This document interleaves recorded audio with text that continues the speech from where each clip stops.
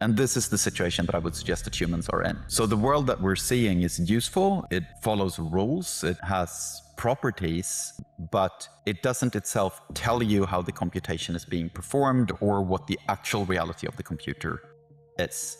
Some facts about how the updates work, and we are seeking to rediscover the outcomes from general relativity and quantum mechanics and so on. There's a very interesting component here because the nature of the theory is purporting to deal with perception. There's a very shifty ground here. It's easy to imagine some observer that has instantiated a completely different type of physics because their fitness payoffs in whatever reality actually is are so completely different from ours that rendering, say, a 3+1 dimensional space is not going to give them any useful information about fitness payoffs.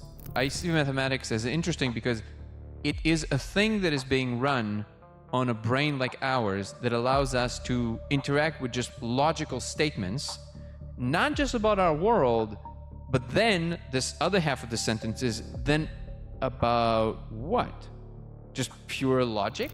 We don't really know what mathematics is, right? And this is a surprising fact to most people, actually, what DMT entities, what kind of reality DMT entities might have, and what kind of experimental setups and what kind of mathematical frameworks might be useful for exploring that question. Eighth jhana is this extremely bizarre state called neither perception nor non-perception.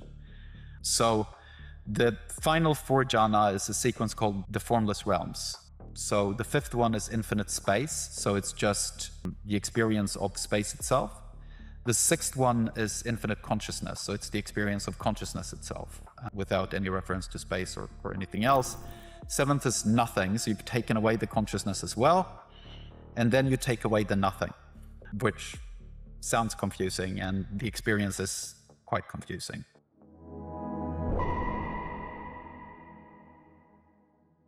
Niffe, how are you, my brother? Thank you for being on the podcast. Hey, Danny. So good to see you, man. I'm very well. How are you? I'm doing amazing. Thank you for asking. I'm really excited about this conversation, man. And I don't get to have a lot of these conversations on the level that you can break down. And it's really exciting to me because usually people are very loose with their descriptions of the world. And I love when the seemingly esoteric meets the highly specific. That's where I think it's an art to be able to swim in these waters, and you're one of the best at it. So I'm very excited to talk to you. To anybody who doesn't know, among many other things, you are one of the, or if not the head mathematician for the Trace Institute. Is that correct? I'm one of the mathematicians at the Trace Institute. Okay. I'm somewhat late edition, but coming in. Okay. And so basically your job is to take the extremely abstract and try and connect it to something a lot more functional that we can actually do something with, not just theoretically, but eventually the aim is to try and move it in towards more pragmatic waters, right? And to anybody who's not aware, by the way, so the Trace Institute is Donald Hoffman's institute science project that basically created a mathematical framework around consciousness and approaching the whole problem of existence from the perspective of idealism, but in a way that is tangible in the sense that there's mathematical frameworks around it which allow us to do something with it. It allows us to actually create predictive models, try and create systems that might mimic some of these states and see if they actually match with what humans experiencing. So first of all, please give us a bit of a slightly more deeper background of your involvement with it and yourself, and anything that you would like to add on this part of what I was trying to describe about the Trace Institute. Awesome, very happily. Yeah, so the Trace Institute is, just like you said, it's an organization built around Don Hoffman's work on perception and consciousness and so on. So Don and a mathematician called Chetan Prakash and others have been working on this stuff for a very, very long time. So already in the 80s, they were doing some really good work on perception and so on. And over time, they showed some really interesting aspect of experience, such as the fact that, well, perception is not capable of producing actual veridical perception, that true perception of what reality actually is, and instead will show you what is beneficial for your survival and your fitness and so on. And this was a very big step taken well over a decade ago. Along with that, they've also been developing this thing called conscious realism, the conscious agent theory that describes experiences emerging out of interaction between conscious agents. And I'm super happy to unpack that further as we go along. But then last year, a very enterprising man called Gaspard Giraud got in touch with Don because there wasn't a lot of structure around that was able to support Don's work. And it's so incredibly important that Gaspard put in a lot of effort to put together the Trace Research Institute, or the Trace Institute, that will keep this work going, and that is currently putting in a lot of effort to expand this theory and make sure we can transition from a materialist to a post-materialist framing. And so last year is when I came in and joined the project, and I've been working on various parts of it since. So one big strand is the physics bit, which we might get into, that I'm currently mostly focused on, and another strand is this psychedelic exploration or altered state exploration stuff that I'm sure we'll talk a lot more about. So that's the Trace Institute. Thank you so much. So in the service of trying to make this more approachable for more people, I would like to recapitulate generally how I understand the original thing that Don noticed in the 80s. And you tell me where I got it right, where I got it wrong, so people can kind of follow along what was actually discovered here. So to the best of my understanding, what Don really noticed is that when he ran evolutionary game theoretical models, he discovered that agents, which we can maybe later approach of how we define an agent in an environment, but basically discovered that if an agent in any given environment is given the possibility of either clocking only their reward functions, i.e. the things that causes them to survive in that particular environment, in our case, food, reproduction, things like this, and if they get to either only notice the reward functions or notice the reward functions plus a lot of the underlying conditions of their respective environment, they will 100% of the time lose the evolutionary game to the agents that are only aware of the reward function. Would that be a fair superficial summation of what he basically found in the 80s? It's a very good starting point. So this is way later work. So the fitness beats truth theorem, which you're referring to. So this is what they ended up calling this result. Was first published in the 2010s and based on a bunch of earlier work. But you're basically correct. So the theorem shows through evolutionary game theoretical arguments that if one organism is experiencing the true state of the environment with a bunch of extraneous information that they're not currently using, compared to another being experiencing only the fitness payoffs, so not the reward function itself, but the payoffs expected from the reward function, then the being that is only getting the information that is useful for them, that is the fitness payoffs related to their actions, will eventually outcompete the beings who are dealing with all the extraneous information as well. So ultimately what that, or the conclusion from that, is that no being produced by evolution by natural selection will have a perceptual system that shows them the true state of the environment. They will only be seeing what their interactions with the environment might have as outcomes in terms of fitness. So before we move on to the more advanced stuff, of which you're more of an expert in, just to linger on this for one moment and maybe try and poke a couple of holes in that just to see what the ideation around it is. Under the framework you just described, how do we explain humans? So it seems like we are definitely of the latter kind, right? We are aware of more than just our reward functions, and yet we are, at least it seems on the surface of it, the most dominant species on the planet. In other words, we have won to some degree, you can say we even stepped out of the food chain, which is kind of crazy. So I'm sure there's like deep reasons for this, but what is it something along the lines of universal channels versus more limited ones, or what is the ideation there? What is the solution here if humans in fact exhibit the second kind that we say should lose the evolutionary game? And my perspective is that humans do not perceive anything but the fitness payoffs. So I see.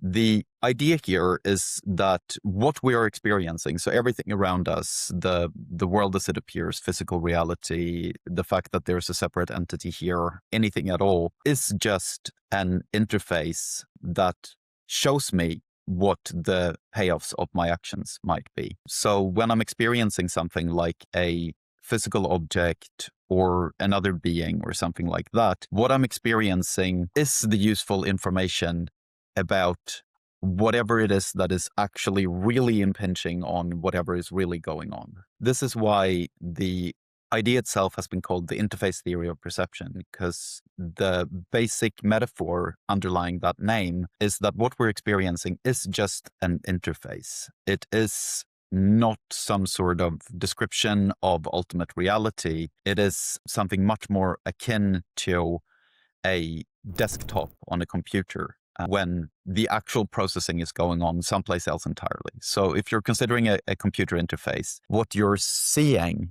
so what you're experiencing when you're clicking around on your computer desktop, is not in any way directly related to what goes on in the processor, right? So what's actually happening in your computer in some sense is that electrons are being shuffled around.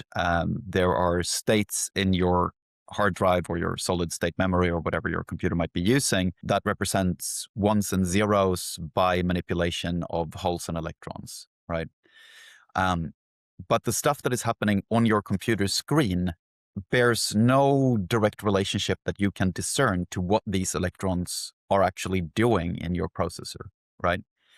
So the information that is being displayed to you on the desktop is information about something, but it's not information about what is happening in your processor, and it never can be. So by exploring what is going on your computer desktop, like by clicking around, by moving files and so on, you can't actually discern how your processor functions. You can't discern what kind of substrate it is running on. You can't discern what kind of speed it's running at, that sort of thing, unless you're also using a timer and so on. You can find some extra information, but basically it's not discernible. And this is the situation that I would suggest that humans are in. So the world that we're seeing is useful. It follows rules. It has properties, but it doesn't itself tell you how the computation is being performed or what the actual reality of the computer is. Okay, so that's good. But there's another component here. So in the case of the computer, it's true that if you just look at the behavior of electrons inside the computer, there's very little that you can tell about the content that it's achieving on the screen. But there's this other component of the meaning of what it's doing, which has to be discerned by some observer somewhere, right? So you can say that in the case of the computer, the metaphor to some degree breaks down because somebody made the wiring and the machinery and the logic gates and the whole orchestration of what a computer is at the bottom for a reason. And these reasons were basically the boundaries of what the computer could do, right? However, the amount of RAM, all the capabilities of the computer. Now, if we're talking about the ultimate computer, this kind of becomes a bit of a the turtles all the way down situation, right? Which I know that this is the one miracle that Don is asking. Hand me this one miracle of consciousness, I'll hand you everything else, and completely acceptable. But if we are interested in the specifics of how these things work, what would you say? It's true that the electrons don't tell you the story, and there's nothing from the folders that you can do to deduce the fact that there's electrons moving in a particular order. But you can assume there's an underlying machinery, which is, I guess, what you guys are doing. And then you kind of have to ask the question of what is the aim of every particular part of the machinery inside of the computer that allows these folders to emerge in this way. Or, like if a computer is lacking a certain components, it won't be able to run the kind of graphics, like unless you have like NVIDIA attached right with it. So that particular form of machinery that allows you this level of graphics and this level of computation per informational density and however it is that you want to define it. Where does that sit in terms of the model? Is that something that is just kind of built into the nature of what reality is? And are there any efforts to describe that part of it, or they're just kind of assumed to be built in? These are such interesting questions, stuff I haven't I haven't been talking about in this way before, so I really love getting asked it. I'll take it as a compliment. Yes, you really should. So first of all, it's important to note the limitations of that metaphor. So the interface metaphor describes the relationship between experience and some underlying reality. So it doesn't itself extend to talking about, for example, who might have designed it or why it might be the way that it is and so on. So the metaphor just covers the idea that what is going on in our interface, so that is in the real world, bears a particular type of relationship to what the underlying reality is. And that relationship is captured neatly by the metaphor. There is a really cool actual aspect of that you picked up there, or of the metaphor that I haven't used before, which is that you can decode it in one direction, but not the other. So if you give me the electron states and so on of the processor, and you give me the architecture, I can reconstruct what is going to show up on the screen, right? But if you give me what shows up on the screen, I can't reconstruct the behavior of the machine from that, or the properties of the machine. And that is also actually kind of a neat thing that is captured by the metaphor, that there is a directionality to it. One implies the other, but not the other way around. So if you show me the properties of a computer desktop, I'll be able to tell you some stuff about how it was produced, particularly if I have some external information about what kind of hardware might exist, or what kind of architectures exist and so on. So I can tell you by looking at a screen some small things about the properties of the computer that has produced it, but ultimately there will be a limitation. And this is very similar to the stuff we're doing. So we're trying to figure out, by looking at the properties of the interface, what can we discern about maybe one layer up? What can we discern about the properties of the things that created the interface? And what might that then lead to in terms of stuff that we can do based on that knowledge? So we don't really have, or like the interface theory of perception or the Trace Institute, questions of what the point of creating the computer might be, or who designed it and so on is not really within our purview. It doesn't assume any teleology. None at all, no. And this way it's very different from simulation theory, for example, that there isn't. Also, it's important to remember again that this is a metaphor. I'm not actually assuming that there is a computer at all. But it is a good illustration, because I think that example that Don was giving for years about, the fact that I know that the book is not actually in the folder doesn't mean that the book that I wrote, I'm just going to take the folder and drag it into the trash can, because it has real consequences in that it eliminates the information that was instantiated in whatever folder it is. The exact way that the folder appears, its color, and all of these things, it's less relevant than the meaning. The thing that I actually wrote in there, which is the thing that it keeps coming back for me, which is across all domains and actually from any direction, the thing that gives it substance is the fact that anything or anyone is giving it this real lived experience of meaning. That it means something. The book that someone wrote is different than the book that somebody else wrote because of everything that is instantiated in it. But in order to substantiate this, you need an observer experiencing it, making meaningful statements from it and about it. And this actually leads me to one of the first kind of like big conundrums that I wanted to have you help me tackle, which is that something that when we discussed this at a different time, we kind of touched on this. What does participator really mean? And I've noticed also in the white paper, the participator is a big component. My question, and of course I know that it's not something we're going to resolve today, but how do you think about what an agent actually is? Because I fully understand the statement of when an agent does X, this is what we would expect to happen because these are the simulations we ran and that's the results we see across iterations. Fine.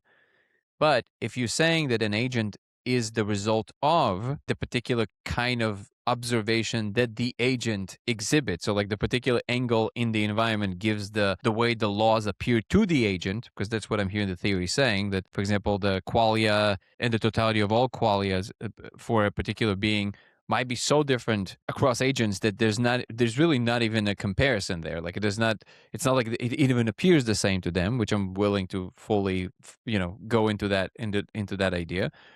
But then I find it a little circular to say the agent is a particular kind of helmet, the agent itself, because we both, I think, agree that ultimately the majority of conscious states, they're not agent-like, probably. They're just kind of like these diffuse clouds of consciousness of some sort. When it solidifies into a fully fledged agent, let's call it, if we're saying that the properties that appear to the agent are the way the world appears to the agent is the direct result of the exact, location of the kernel or any other form of the differences in the way that they appear in that space. That's what gave rise to the way that the world appears to them. And then we're also saying they have to be aware of, let's say, reward functions or the actual rewards, but those arose as the result of them being what they are. You see what I'm saying? Like, where does that? It almost feels like the chicken and the egg. Like, what do they just arise as one property of the whole thing? What causes that protrusion from the get-go? Excellent questions. So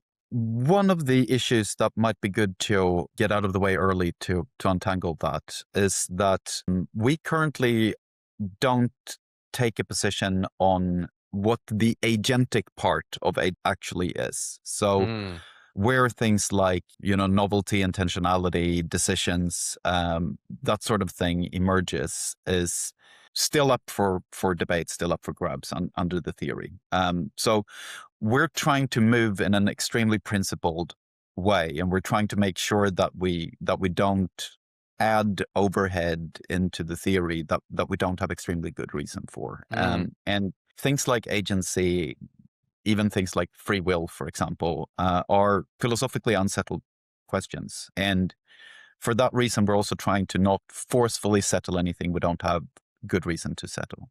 So it's good to get that out of the view. And that's also why we're often talking about observers or participants or even observer participants.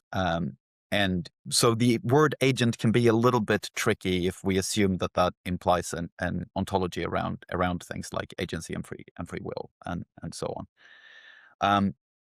When it comes to what an agent actually is, or what an observer is, or what a participant is, we take the perspective that we are describing points of view, or we more often call them observer windows. So what is being described is the things having experience. So the things to whom experience occurs, or from another perspective, the things that are identical with experience, depending on how you see it, depending on how Buddhist you want to get with your formulation.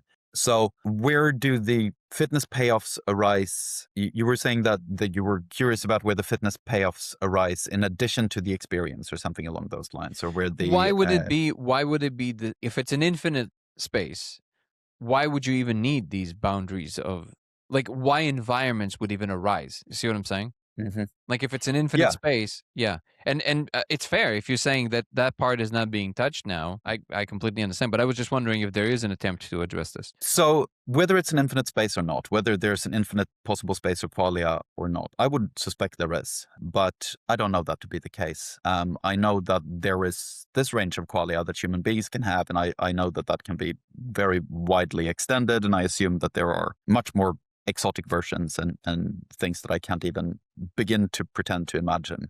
But why there is differentiation, why environments arise, why this kind of thing occurs, I also don't know that we have good answers to the why questions, where we have questions to the answers to the how questions. And the questions of why end up not really being susceptible to any kind of mathematics that we have access to now, or at least not under this formulation.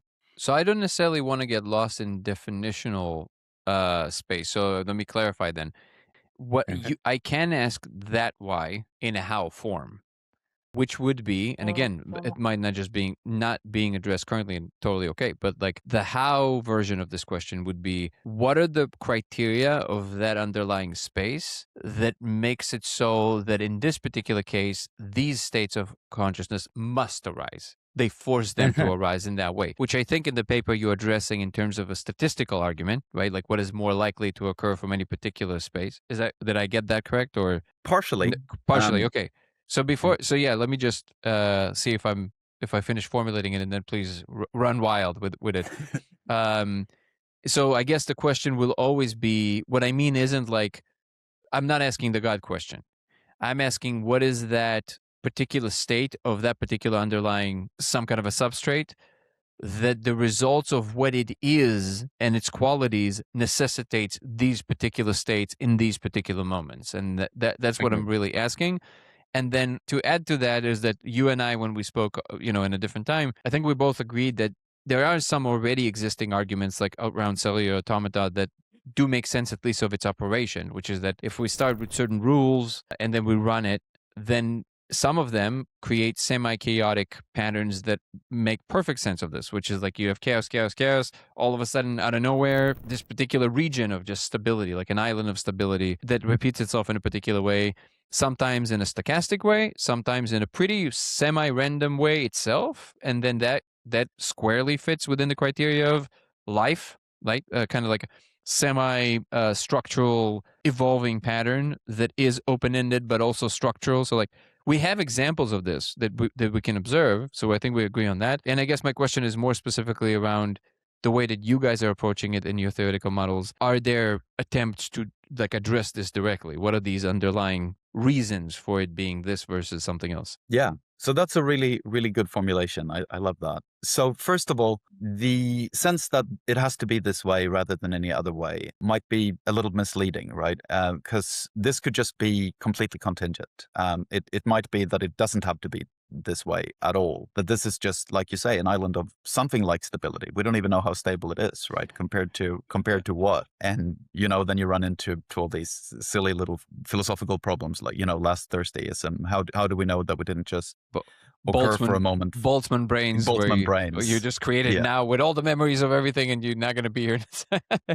Exactly. Yeah. So, like, I have no arguments for why it has to be this way. But why it is this, or how it is this way, is, I think, possible to get at to some extent. And assume that you have a space of every possible experience. So every possible way that a full moment of experience could occur is set out in some sort of enormous space. And there is some rules for how to traverse this space. So one moment of experience replaces another by some sort of rule-bound behavior, and then that experience is replaced by another experience, and so on. And importantly, experience here includes all of experience. So we're talking about light and color and sound and feelings and the brief occurrence of a memory, the felt sense of a memory, this feeling of seeing all of these things go into creating moments of experience. And this is the space that observers are traversing. So if you assume that there is some sort of rule to how experiences replace one another, then it's also reasonable to assume that as these experiences progress, similar to the cellular automata that you referenced, there would be more and less consistent versions of these trajectories. So there would be versions that are just one moment bears no resemblance to the previous moment, and it's totally inconsistent in some ways, and it doesn't provide any ability for increasing complexity, for example, or for interesting feedback relationships and stuff like that. And then there might be other regions where there's very strong rule-boundedness in the experiences that occur, so that one moment is consistent with the previous moment and it leads to interesting outcomes in the next moment, and so on. And this would be my hypothesis, my guess for how something like this occurs. This would be the thing that we're looking at evolving. So the thing that is evolving under these assumptions is not on the first order, the biological evolution inside of the interface. So that is with high probability occurring, right? Like Darwinian evolution, the stuff that we're familiar with, but as an interface effect. Whereas we're also looking at evolution of the perceptions themselves, which would be the thing that has produced a perception that includes a world, for example, or has produced the perception that there is a world with these specific properties. So like a 3+1 dimensional world with solid objects in them and so on. So my view is that we're looking at something like a fractal of evolving systems. So the outermost layer, or the layer that I can perceive as a sort of outermost, would be the evolution of perceptual systems themselves, which has the capacity to instantiate a world. And then inside of that world, we would see stuff like biological evolution, for example, or even cosmological evolution, if we subscribe to that sort of So the idea. evolution of the observer themselves is the more fundamental thing than the environment in this model. That would be the model's perspective. Yeah, absolutely. Yeah. Okay, that makes perfect sense actually. Okay, well that actually clarifies it, and I'm glad to learn about the specifics of what the theory is purporting to do and not purporting to do at this moment. Are there any even rudimentary ideas that somehow in the future there will be some addressing of the substrate itself, or you think that's just kind of like marrying yourself to an impossible problem because of the the fact that there's always like somehow this like infinite regress to that question? It depends on what we mean by substrate, I think. So I think it's very easy to port the idea of a materiality to sort of one layer up or something like that, or porting the idea of materiality to the conscious agent network itself. I will be more specific. I mean the abstraction itself, which is substrate independent. What I mean by substrate is the things that dictates the rules in this particular case. So, for example, in the cellular automata example, what I would be referring to as the substrate is not the computer or the screen. It's the logic of the rule coupled with the space that we allowed it to unfold through, in this case, a two-dimensional square system. That's what I would mean. So the logic of so notice that in the case, I know that to you it's immediately very obvious, but I just want for the audience to follow. Perfect. So what I mean is that if you have the square thing that is represented on the screen, even without the screen, the logic of that layout, the two-dimensional layout, and that rule executing through it, they already exist as an abstraction inside of the logic of the execution. That's what I would mean by the abstraction. So that abstraction, by the substrate. And in that case, that substrate must be, you see what I'm saying? Like it must be, like it cannot, yeah. Yeah, so absolutely. So that is most of what we're doing at the moment, is exactly that. So we are trying to figure out currently how physics, the physics that we know and love, emerges out of this setup. So since we're suggesting that it's worthwhile taking the perspective that consciousness is fundamental, and that this will give rise to some improvements to our scientific understanding, it better actually be improvements, which means that it better recover all the good work that we have been doing over the last 400 years as humans. So for this work to be worth anything at all, it needs to also be able to produce general relativity, quantum physics, all of these things. And that will be a place where we are looking at the substrate from this cellular automata perspective. So the substrate in the sense of the computational rules, the way that the actual thing instantiates, or the way that the theory instantiates the actuality of what we're seeing rendered before us. So the assumption would be that we are able to, by looking at the properties of how experience changes from moment to moment, which would be something like the update rule for the cellular automaton, the automaton? Cellular automaton. It depends where you're from.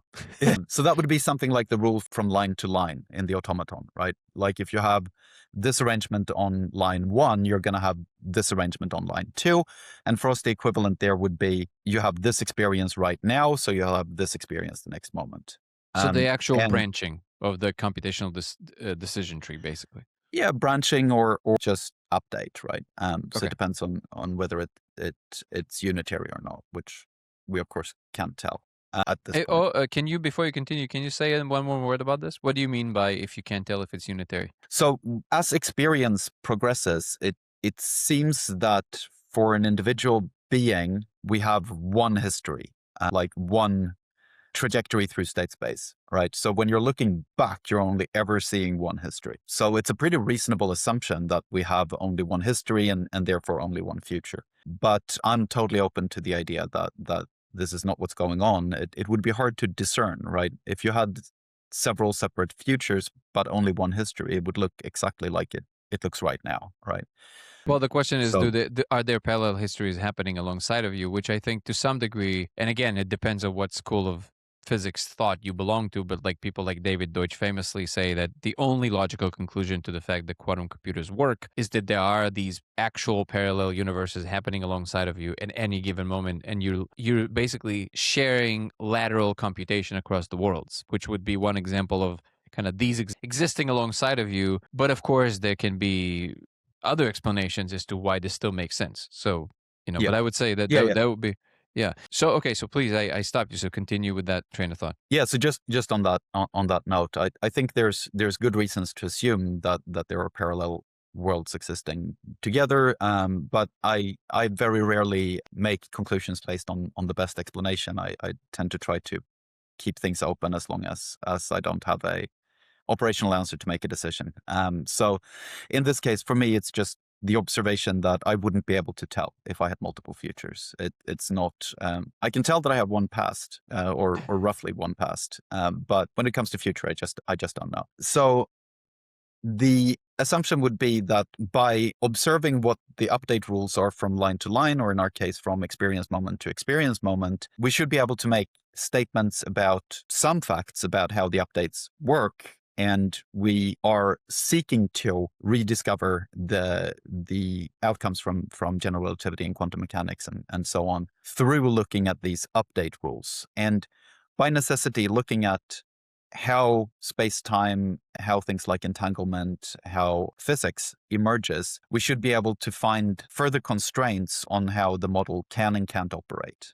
So this is a back and forth with looking at experience states, looking at how perception works, looking at how physics works, and seeing where the physics emerges out of the description of the experience states, which will hopefully tell us the update rules or some of the update rules of the automaton that we are finding ourselves inside of. Okay. So this is something that I've discerned, at least to the best of my ability, that a lot of the stuff. So if I look at on the website itself, which is really wonderfully made, everybody should check it out. It's traceinstitute.org. And if you go to the research section and you kind of read through, there's a section there where it kind of describes. It's called the framework for deriving the foundations of physics, and it basically is the general overview of the way you guys are mapping your theory on top of everything else that we know. Right. Mm-hmm. What I notice is that in a lot of cases, I'm not sure if it's on all of them, I should probably look, but in a lot of them, I see that the description rests on the Markov chains in quite a few of them. Can you speak a little bit more about this? What are Markov chains? The what? Very happily. Okay. So yeah, tell us a little bit more about what Markov chains are and how it sounds like they seem to be kind of like the key in a lot of these instances of like different ways of looking at their behavior, determine a lot of facets about our reality. I see here quantum wave function and Born rule, elementary particles, general relativity. A lot of them rest on them. So yeah, if you can say a little bit more about this. Yes. So Markov chains are my area of expertise and the thing I absolutely love, which I know to a lot of people sounds strange when it comes to a mathematical structure, but they are amazing. It's what I've spent most of my life playing around with. So Markov chains are a kind of stochastic process. So they're a process that describes events over time or state changes over time is the type of event in question here. And they have this particular property. So if you imagine a stochastic process or a random process, stochastic is just a fancy word for random. We like fancy. So I know, right?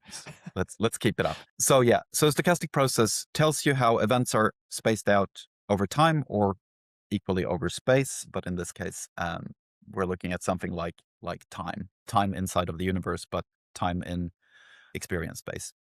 So Markov chains are a particular type of stochastic process that have the interesting property that in addition to the state description at the moment, there is no other information that tells you what is going to happen next. So a Markov chain is a situation where adding information in addition to what you're currently seeing is not going to tell you anything about what the next state is other than what you already knew from what your current state is.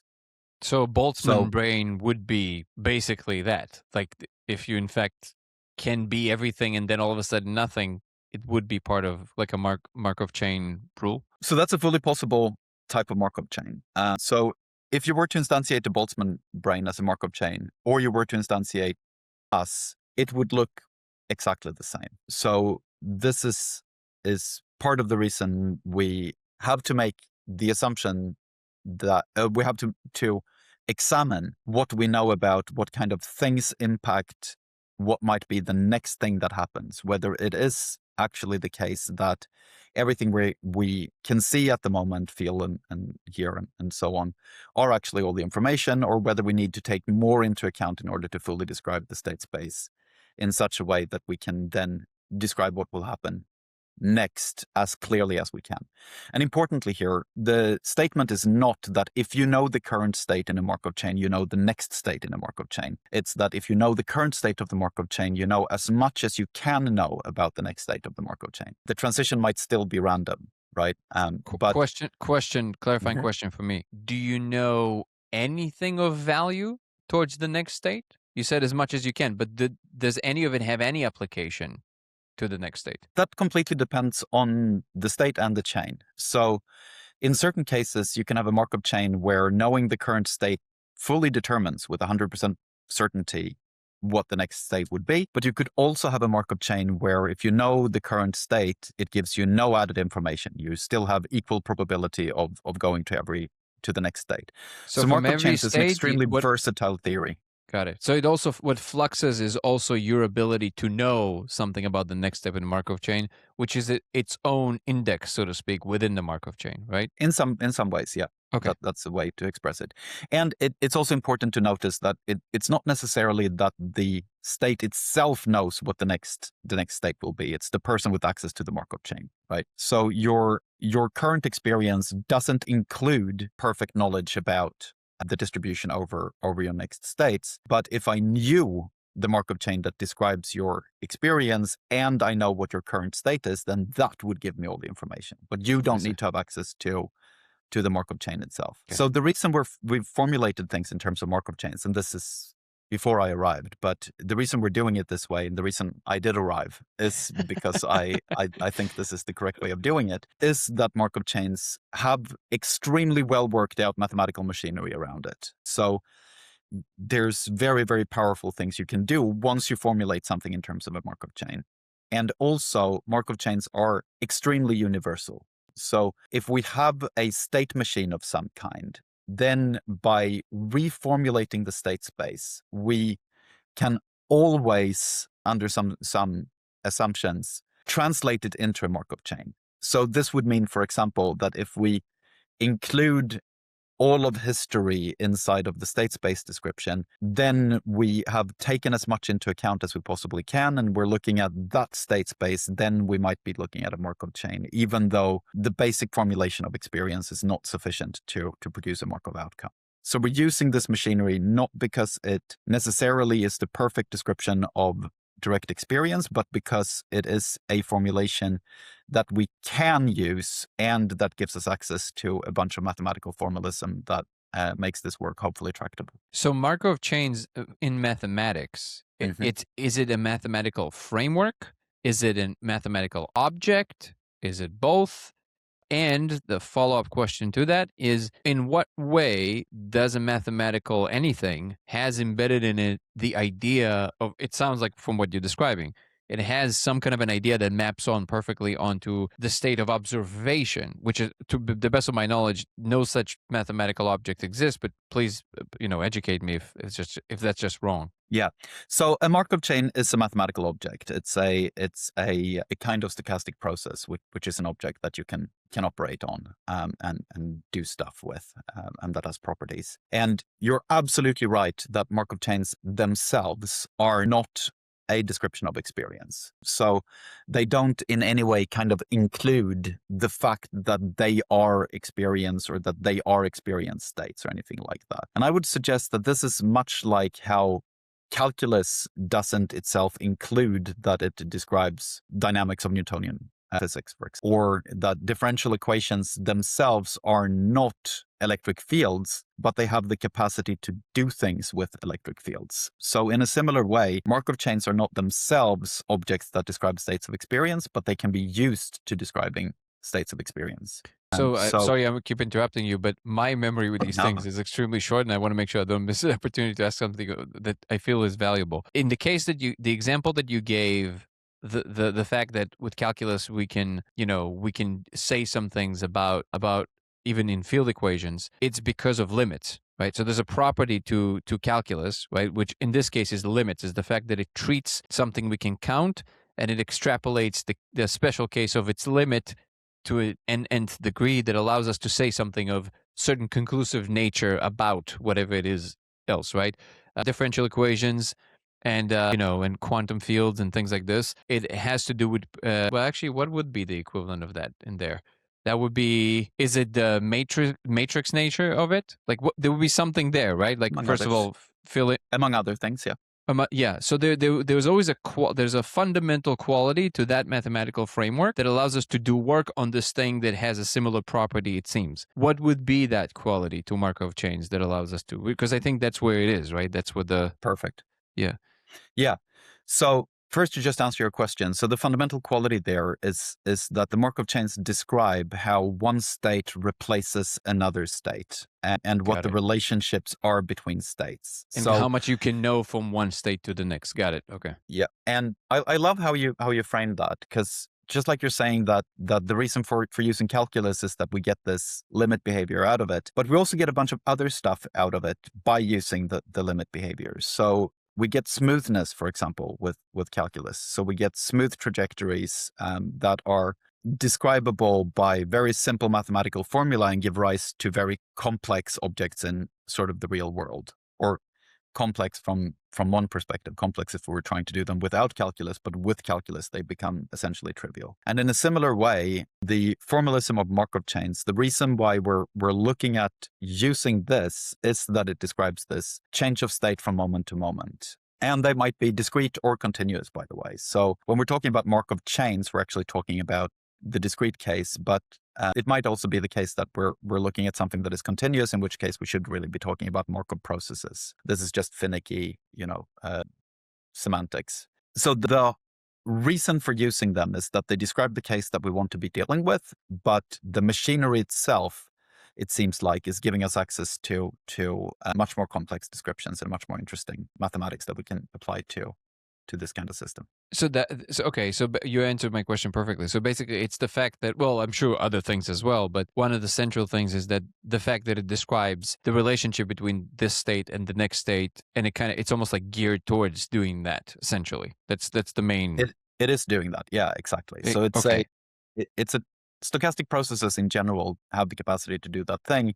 Markov chains is a particular version of stochastic processes that have particularly useful properties. So it helps us make this formulation where we're saying that what we actually know about reality, like the thing that we can be essentially certain about, is that it has this property that there is a moment of experience and then there is another moment of experience, and they have qualities inside of them. Those are being observed. So we know all of that to be true. And then we want to start from a formulation that uses the stuff we actually know to be true, which is that. And on top of that, or out of that, we're trying to then discover how something like physical reality emerges inside of that experience, or how various types of experience interrelate. So that's actually funny. I was about to ask you a double click question on top of the Markov chains question.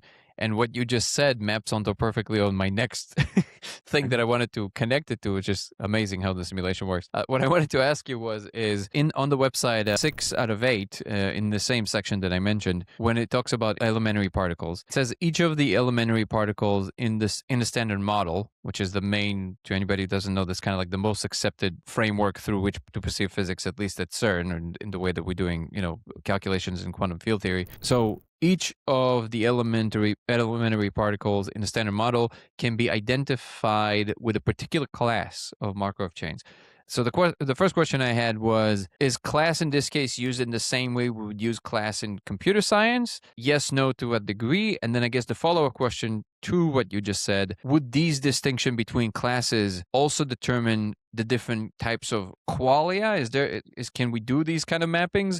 Or is it more along the lines of maybe different kinds of possibility spaces? Like it's a little bit one step removed. It's not as specific as particular qualia. So I haven't done computer science in a long time in any detail. I don't think this is the same type of class, but it might overlap to some extent. Okay.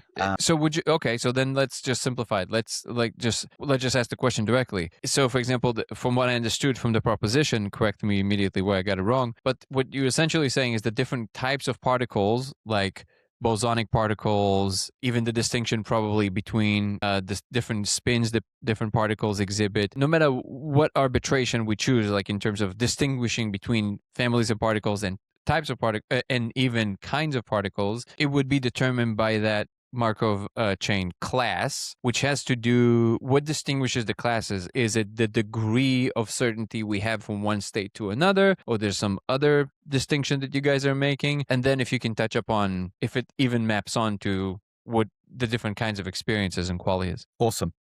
Yeah. So when we're talking about classes, it's there are a bunch of different behaviors that can be encoded in Markov chains. And so, for example, what you're saying, the degrees of certainty you can have about the next stage, that is one of the properties that you could look at. So one of the first things that has been written up about this is it's very tentative, but it is an early indication. So this is, again, before I came on the project, and actually a large part of the reason I did come on is related to... It's not my fault. I'm still fixing it. I'm still making it. Yeah, exactly. It's just my first day. No, they... so I think it was Don and Shaitan, I hope I don't get that wrong, but they noticed together that it seems like there is a bunch of interesting overlaps between the properties of Markov chains that are such that you deterministically go from one state to the next, and then you eventually loop around to the first state you were at. So this class of Markov chains is called an N cycle because there's N states and you cycle through them in a deterministic fashion. So they noticed that this class of Markov chains has interesting overlaps with the photon. So the photon? behavior, yeah. So the properties of this type of Markov chain, so the Markov chains that have this property of just going around deterministically in a loop, overlapped with the properties of the photon in interesting ways. So you can do something like a Lorentz boost to it by applying something called the trace operation, and you can see why there would be such a thing as a speed of light as a maximum speed limit for a universe, and so on, by looking at that. And the assumption in that conjecture that you're looking at is that we should be able to find other types of Markov chains. So things that aren't N cycles, but that have loops inside them, that have non-deterministic parts and deterministic parts, for example, Markov chains that are not recurrent, like that never return to the original state, and so on. That also should be able to map over to particular particles out of the standard model, or that is what the conjecture is stating, at least. So that would be, I think. Okay, so basically they saw that there's a correlation with photons in that particular case with that one that you're describing, the one that's self-referential like that, ending up in the same space. Well, actually, you didn't say self-referential. I just added that in my head. It sounded eerily similar to what thought processes are. You know what I mean? Like it takes a route and then it refers to its original point, but after going through the route. So it's almost like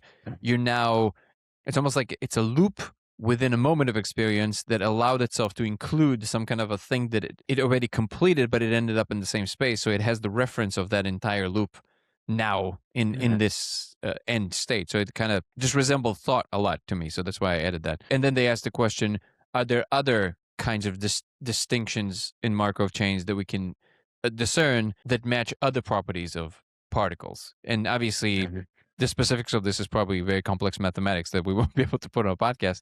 But you're saying that they managed to discern every single particle, or like a majority of particles in the standard model? What's the status on that? The status is that we have seen the photon, and we are hoping to get to look for the rest of them soon. Okay. So, so the conjectures that you're looking at the web page there is our program currently for physics. So this is the roadmap that we're going through to prove all the stuff that we need to prove in order for our model to have physical validity.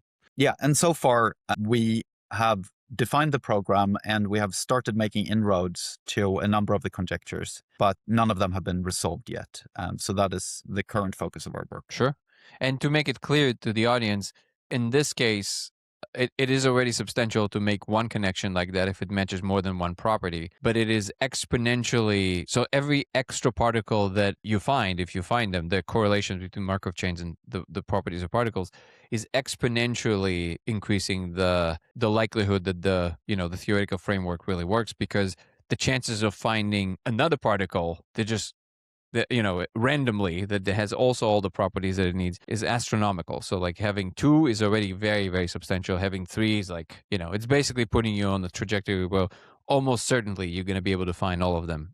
For it to break down, well, under the assumption that we haven't smuggled in the answer beforehand and so on. So we have to be extremely careful when we're doing this work, because it's important, and this is why we're proceeding so incredibly carefully, and why we're trying to make sure not to overextend, because when identifying our framework with something that has already been discovered, that's already well described, there's always the risk that you're sort of pasting the answer or bringing the answer with you in, and then we have to be really careful with that. Yeah, but here and in addition to that, there's a very interesting component here, because the nature of the theory is purporting to deal with perception. Mm-hmm. There's a very shifty ground here, because on the one hand, you're saying from the perspective of the agent that we want to be very careful and not import bias through our local perspective. At the same time, whatever perspective it can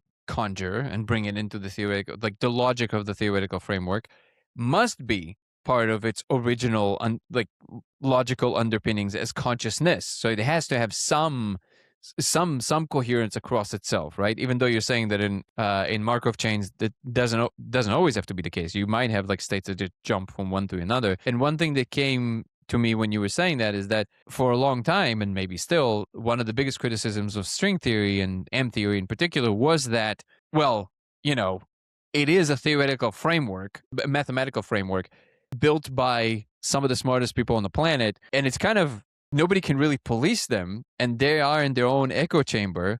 It's almost like nobody can really come in and check, so to speak, that it actually maps onto something more than just their very strong mathematical intuitions, and actually doesn't necessarily map onto what we know as the physical world. And the retort was always by people like Brian Greene and other people in the field, which was, well, no, we are mapping it onto yes, there's probability spaces 10 to the power 500 or something, which is it's enormous, but it's not a nothing. Like it's not a nothing burger. Like we understand what we're doing. So there was constantly this like tension between, are they kind of like just living their own genius delusion, or is it like a thing that we can actually do something with? And the reason I'm voicing it now is because there was this recent interview, maybe not that, a few months ago, between Brian Greene, I don't know if you saw this, and Ed Witten, who is the kind of like the father of M theory, right? And Ed said something at the end of the podcast. Have you seen this interview? No. So what was interesting, I'll send you the interview. You can just go to the end, because that was kind of like the everything else that you'll hear things that you've heard a million times before. But that final 5 minutes was so fascinating. Ed sprang something on Brian Greene that he clearly didn't anticipate. He said very kind of like matter-of-factly, and oh, by the way, but it was so explosive for Brian. He said, after all these years thinking about it and thinking that maybe just the idea of connecting the observer to this whole thing is just noise, and we just have to find a way to kind of just clean it up. He said that I've reached the conclusion now that you really can't really answer any of these questions seriously until you grapple with the question of what is knowing, and therefore what is the observer who knows. What is that moment that we call knowing, in which the information moving through me aligns a certain thing in a way that it doesn't when I don't know? And Brian was like, really? Like, he was like, you can see that he almost like I fell off his chair that Ed is saying that. Yeah, and here you have it, like one of the giants, right, of that field, if not the giant, says, no, there's really no other way of approaching this, but like actually dealing with that question. What is that moment of knowing that we call moment of knowing something? It's not just a process. There's something there. And it arose, if I remember correctly, because of them grappling with this question of whether or not we're smuggling in certain, like, what is the mathematical framework? Is it just kind of like just the way it appears to us, and this is why it's so to us appears as so good at describing the world, because it's literally just an expression of us and not really of what the world is doing. So anyways, I found it really peculiar that eventually you kind of have to land in this space, even if your whole life you spend resisting it, and then Yeah. yeah. And there's some really interesting points there. So I'll just jump in quickly and Please, say please, that please. I really don't want to disparage M theory. It's obviously incredibly impressive and so on, but it is also a place we really don't want to end up. So doing, 30 years of work and ending up in a place where it turns out you've described every possible reality without a possibility of really discerning this one is Just 10 to the power of 500, bro. Yeah, exactly. You can see you can sort through that toot sweet. Yeah. So that is something that I'm trying to bear in mind when approaching this work, that we want to describe something specific. We want to describe this experience. And if we end up in a place where we've described possible experience, but it doesn't make any predictions that we can test, we've not ended up in any place that is particularly useful. So that's to the first part. And to the second part, the idea that Ed, I've never heard him expressed, so I'm looking forward to listening to that. But that is exactly where we're coming from to a large degree. That there's so much awesome stuff that comes out of relativity and quantum physics. And we are capable of doing things with physical reality that we would never be able to do without those theories. But in order to extend them, it might be that it is time that we take a serious look at the observer. And one thing that is interesting to notice is that when Newton, or when we picked Newton's side in the Newton-Leibniz split back in the 1600s, we chose to go down a route of materialism, of assuming that the basic thing that is happening is that there is a physical reality, and in that physical reality there are dumb pieces of matter that bump into each other and fly off in various directions.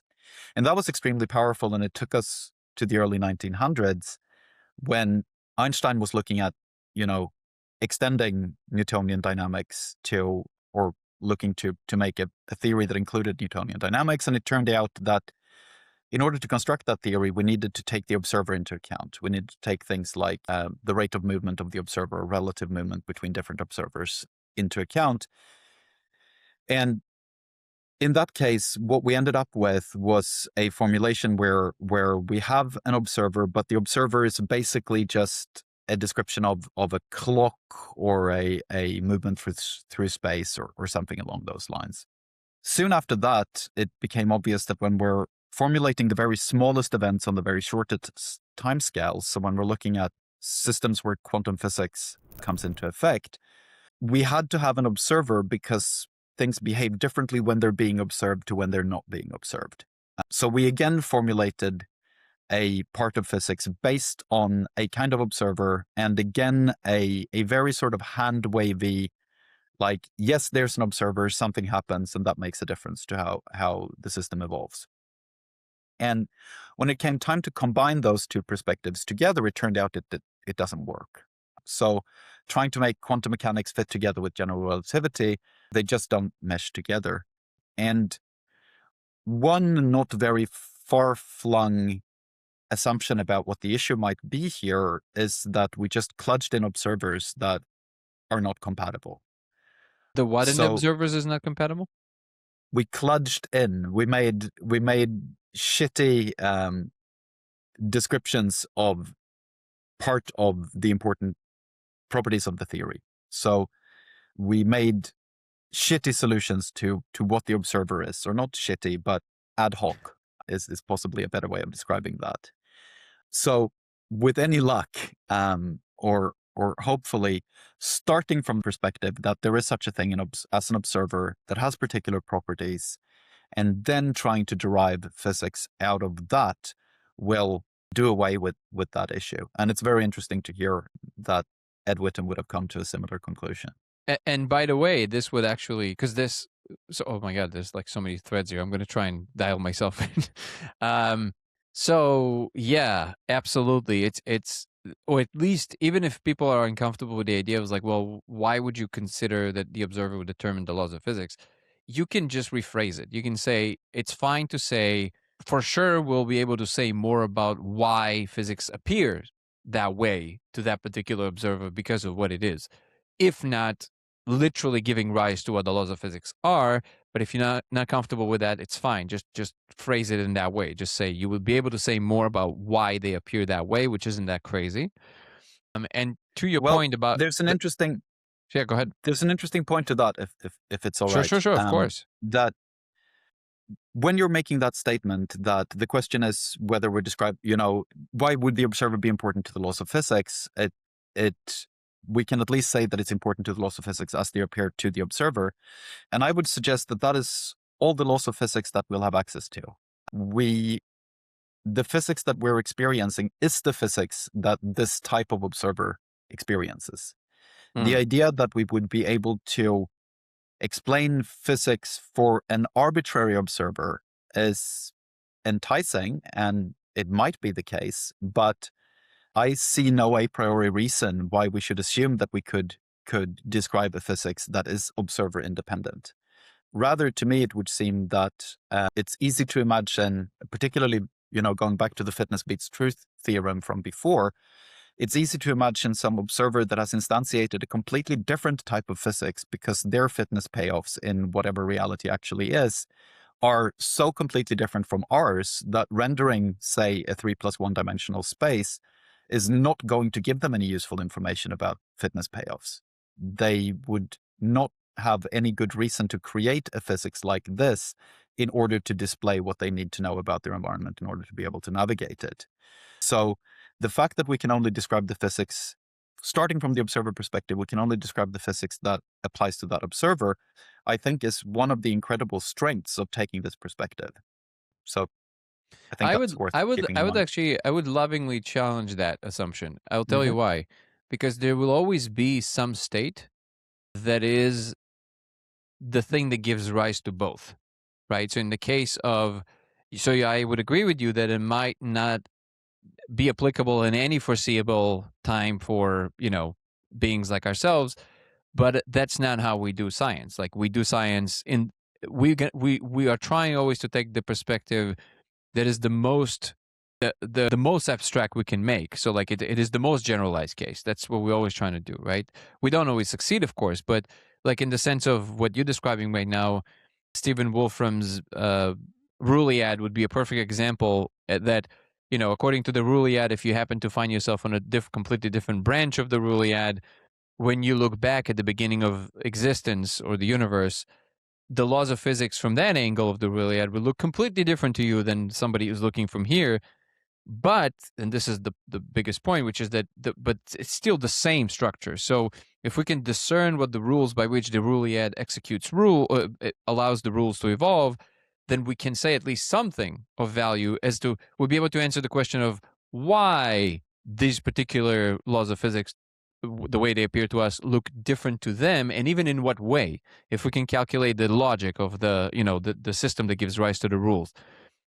I fully agree with you that from a pragmatic standpoint, like engineering wise, like it would probably never be relevant to, but from a scientific perspective, especially from highly theoretical science that tries to answer the most ultimate question any species can answer, I don't necessarily know if I would take the position that we shouldn't assume that there is a way to still know something about it. Like that would be the only thing Yes.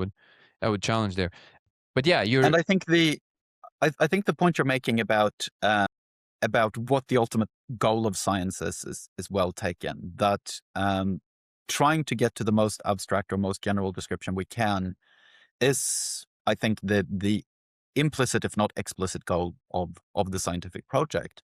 But this also, again, I mean, I guess I'm in an Einstein frame of mind due to having mentioned him a moment ago, but he has this wonderful quote that I really like, where he says, "Explain things as simply as you can, but no simpler." And I think this is a place where you can flip that a little bit on its head and say, describe as much as you can, but no more. Mm. Where yes, the ultimate goal is the most general description. But to get to the most general description, we always have to start where we are. So Yeah. ultimately, it would be fantastic to be able to have a description of what the full possible state of realized agents would be and what the possible physics would be out of all the possible physics that could emerge and so on. And ultimately, that would be the goal. But we have to start from the perspective that the experience that we're having is the thing that we're describing. And then we'll Yeah. find out what we learn from that. I think I agree with this. The way that I always envision it, because I like to consolidate things into like simple visual, things. And the way that I always see it is that we have these concentric circles, almost like clouds of in with which they're fields in a kind of way with which we interact with the world, especially when we're talking about the conceptual frameworks, not just direct experience. So the way that I see it is that the kind of like the hardest layer and the closest the one to the world we seem to be occupying physically is engineering, which is kind of like really where the rubber touches the road in terms of action, right? Then we have science right above that, and there's many places where they kind of, that's why I mean cloud, they kind of diffuse into one another. It's not a hard line. There's many cases where, engineering and science, they're like one on top of one another, right? But then there's all of a sudden, the engineering kind of stops somewhere here, and then science emerges where maybe we can't necessarily execute it right now, but it's also not just a general idea. These are based on a very robust structure that we've built that we call just like the scientific endeavor of trying to understand the world, right? And then on top of that, which is where I feel that this kind of ideation lies, where they still overlap in many cases, but then above that, you have philosophy. So you kind of have, science and philosophy very often overlap, but then this cloud diffuses of science, and then it just becomes, for now, it becomes pure philosophy because it's now, there's no more scientific tools to really probe the thing in a way that, but maybe there's still logical continuums that can follow into philosophy, but we really don't have a way to substantiate into what we call science currently, the way that we know how to do it. And then I feel like it's really like an infinite interaction between all of these three, and they do inform each other all the time. And the more accurate tools we develop, more of science is folded into engineering, and so goes for certain tools that evolve in science, and they can reach deeper into philosophical concepts, basically. And I feel like what we were talking about right now, it's kind of hard to tell because, like, on the one hand, it flows from certain ideas that are kind of concrete mathematical ideas, but we also don't really have currently any really experimental evidence of that actually being the case or just being an extravagant idea. Therefore, maybe this is just kind of like lives in philosophy still. So, but I fully agree with your assessment of this, and I always remind myself when I'm talking to people like you that in the end of the day, I'm just kind of pontificating, right? It's a big difference between doing that and showing up every day and actually having to come up with, actual mathematical frameworks that they either work or they don't. And there's a big difference there, or at least they have to be much more specific than just kind of a general idea. And you drawing from that experience, which is very different. Yeah, I think that ultimately, and this is something that I will now ask you to pontificate, which is something that usually scientists like to do a lot less. But do you think there's this? I guess you can call it my recent hobby horse that I've been riding. That I love to imagine that there's real merit to the idea that from certain states of being, certain ideas can emerge, and if you don't exhibit these states of being, you actually can't have access to these ideas. Do you think that there's more than just poetry here? Do you feel like there's maybe some merit to this kind of, like, for example, if you, this is easy to see when in simple states that we all know how they feel, right? When you're really angry or really worried, that's a state of being that you exhibit in that moment. It's very difficult to find creative solutions from these states. It's very difficult. It's very hard to like penetrate to this, like, because you're very, locked in, so to speak. But when you feel playful, joyful, open, another state of being, all of a sudden, like, brilliance hits you. Like we were talking about, you and I were talking about different forms of meditation and how you do a Vipassana course, and all of a sudden, after 3 or 4 days where you just did nothing but sit in a chair and meditate for 11 hours a day, you get ideas, you're like, oh my God, like I got to call the president. This is like, this is brilliant. So do you think that there's something here that can be touched on with your guys' theoretical framework? Like, are there states of being that can directly be shown to be correlated with more open-ended ideas, or things that can kind of go across, they're more computationally reducible, so to speak, they kind of jump ahead, so to speak? This is such an interesting question. Let me put a brief pin in that and just go back quickly to Sure. your previous statement about engineering and philosophy and Sure. science and so on. I really, really liked what you were saying there. It aligns a lot with my thinking, and in particular, my perspective is that until we have engineering outcomes, our theory is not I mean, it's valuable and it's fun because it's an exploration, and I think there is an important truth to it, even if our formulation doesn't work out, which, I mean, I hope it does, and I suspect it does. But even so, I think there's truth to the ansatz. But either way, before we have engineering outcomes, we just have theory and hypothesis, and no one should be required to listen. But very hopefully, the kind of engineering that comes out of this formulation will be completely new types of engineering. So since we're looking directly at states of experience, we should be able to create engineering that acts directly on states of experience in ways that we currently cannot. So the materials formulation has been very, very good at, lobbing pieces of iron at people we don't like, and making things that were houses turn into not houses, and stuff like that. So it's really, really useful for creating an industrial military complex, or whatever you want to make out of it, or a sustainable power grid for that matter. There's all sorts of good things that come out of it. But in terms of directly affecting states of mind, so creating well-being, discerning what well-being would mean, describing psychology, touching questions that are currently in the purview of spirituality, all of those kind of things is just not accessible from a materialist formulation, it seems like. We gave it a good go, but we haven't been able to touch any of that kind of stuff from the materialist formulation. So yes, currently we're reciting essentially in the philosophical level, particularly if you include mathematics in philosophy, which you might or you might not. We're hopefully moving into the scientific layer, or I would agree we're hanging out in the interface between the two. Ideally, we're already doing science, I would suggest. But the engineering is definitely forthcoming, or I hope it is. So yeah, very, very much agree with that perspective, and very much think it's important to keep in mind, because if you're just on the level of producing pretty theories or pretty mathematical formulations, there's no real reason why anyone who doesn't agree with your basic assumptions would care, and they shouldn't. Just a small point on that. I never really thought about that, where mathematics would fit in that. I would say mathematics is an interesting one because what it really is at bottom, and of course I am reminding myself of the differences between you and me, this, as a mathematician. But I will dare to give you a definition of mine. You tell me if it hits you correctly or not. The way that I view mathematics is basically, well, it's a language, first of all. But what is unique about this language is that it allows us to formulate ideas.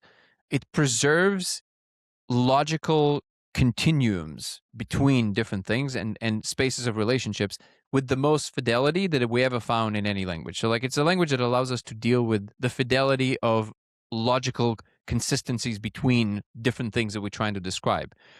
And you can come up with all kinds of mathematical objects, right? But from my conversation with people who are mathematicians, from what I understand, on a high level of mathematics, it stops being about the mathematical tricks and it starts being about just the logic itself of how you even formulate, how do you even speak in mathematics? Like, so coming up with new mathematics is really like ways of optimizing for a particular description of a particular thing that I would like to deal with, right? So, like, great example, this is the incompleteness theorem, right? Like how Gödel basically created a whole new framework of dealing with mathematics itself, or with with formula systems or something? I forget the actual definition. But basically, and because of that, mathematics is interesting, and I'm sure you'll have a lot to say about this, because I'm sure I have a lot of misconceptions here as well. But basically, under that understanding that I just described, I see mathematics as interesting because it is a thing that is being run on a brain like ours that allows us to interact with just logical statements, not just about our world, but then this other half of the sentence is then about what? Just pure logic? See what I'm saying? So that means that, but it is still in the world. So it's almost like whatever that is should at least tell us that it's mapping something that at least potentially is possible, if not actually possible, right? So anyways, I would see mathematics as I wouldn't even be sure where to categorize it, and I think maybe you're right. Philosophically, it should still be part of the repertoire of what we're using. It's just that not all philosophers are versed in mathematics, so like it kind of limits them in that. But I know that really good philosophers who also happen to be mathematicians, they tend to be better philosophers too. So because they've, but anyways, I'll leave it to you to respond to this. So, interestingly, we don't really know what mathematics is, right? And this is a surprising fact to most people, actually. So your description of mathematics being a language that allows us to track logical relationships consistently between things is not a bad description of how it operationally works and how I operationally think of it. But what it actually does and what it actually describes is not entirely clear. And there's basically two fundamental ways of looking at it. So on the one hand, you have something like the realist perspective, which is that mathematics somehow describes something like a Platonic ideal world. So out there on some plane of existence, there are triangles and prime numbers and circles, and these have properties, and mathematics is the project of describing these properties. The other perspective, and this is going to sound a little bit crazy, but the other perspective is that mathematics describes mathematicians. So mathematics describes what mathematicians agree on, which is taking the perspective, I think what you kind of referred to at the end there, that mathematics is somehow a description of how humans experience something. So there is such a thing as mathematical perception. We have this experience of looking at a statement and saying, yes, that seems true, or no, that seems false. And for whatever reason, which this hypothesis or this perspective doesn't go into, humans seem to agree about a bunch of statements. So if you define angles and you show 1,000 mathematicians triangles, they will agree that there's 180 degrees in total of angles inside of a triangle. And for some reason, this is something that mathematicians agree on. So very strangely, this intuitionist description gives rise to a much more stringent type of mathematics than the realist version does, because it doesn't allow for negative proofs, for example. But I digress. Negative what? Sorry. So inside of intuitionist mathematics, since its assumption is that mathematics is a thing that all mathematicians agree on, in order to prove something, you have to positively prove that this thing is true. You can't prove that it's not false, because if you've proven that it's not false, then all that mathematicians agree on is that it's not false, right? But not that it's true. But you haven't proven that mathematicians agree that it's true, right? Whereas if you're assuming that there's a world out there that contains these mathematical objects, and you have exhausted the list of possible properties of these objects, proving that all the other properties aren't true would prove that the remaining property is true. But how do you know it's all the properties, right? Or exactly. You know. So it might be the case that you discover, we haven't seen anything like that yet, but it might be the case that we eventually discover a thing that where the contrapositive is true, but the positive is not, or something like that. Interesting. So there's more. Yeah. Yeah. I see. So I understand what you're saying about we don't really know what it is, but because in the case of like a Platonic space, if we are serious about answering real serious questions about reality, then if we're postulating that, my intuition is that we don't get to say, well, something like we don't get to do this about Platonic space. We then are obligated to ask, what is it? Or like, how would it be? How is it interacting with our space that isn't what it is? And like, what is those translations? I understand that it's, yeah, go ahead. Here's the cool thing, that And I'm happy you brought Gödel in already, because it turns out that we don't actually need to know what mathematics is, at least not for the work that we're doing. All we need to know is that it's consistent, and that seems to be a property that it has.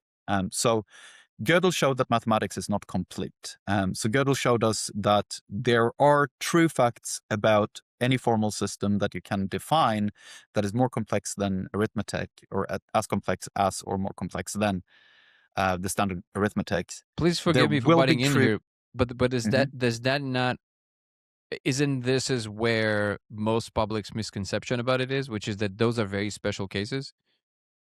No. Okay. So the fact is that, so what Gödel showed is that the very special case is the place. So the special case of standard arithmetic is the case where we would have the best chance of finding completeness. So if we don't find it there, we won't find it anywhere.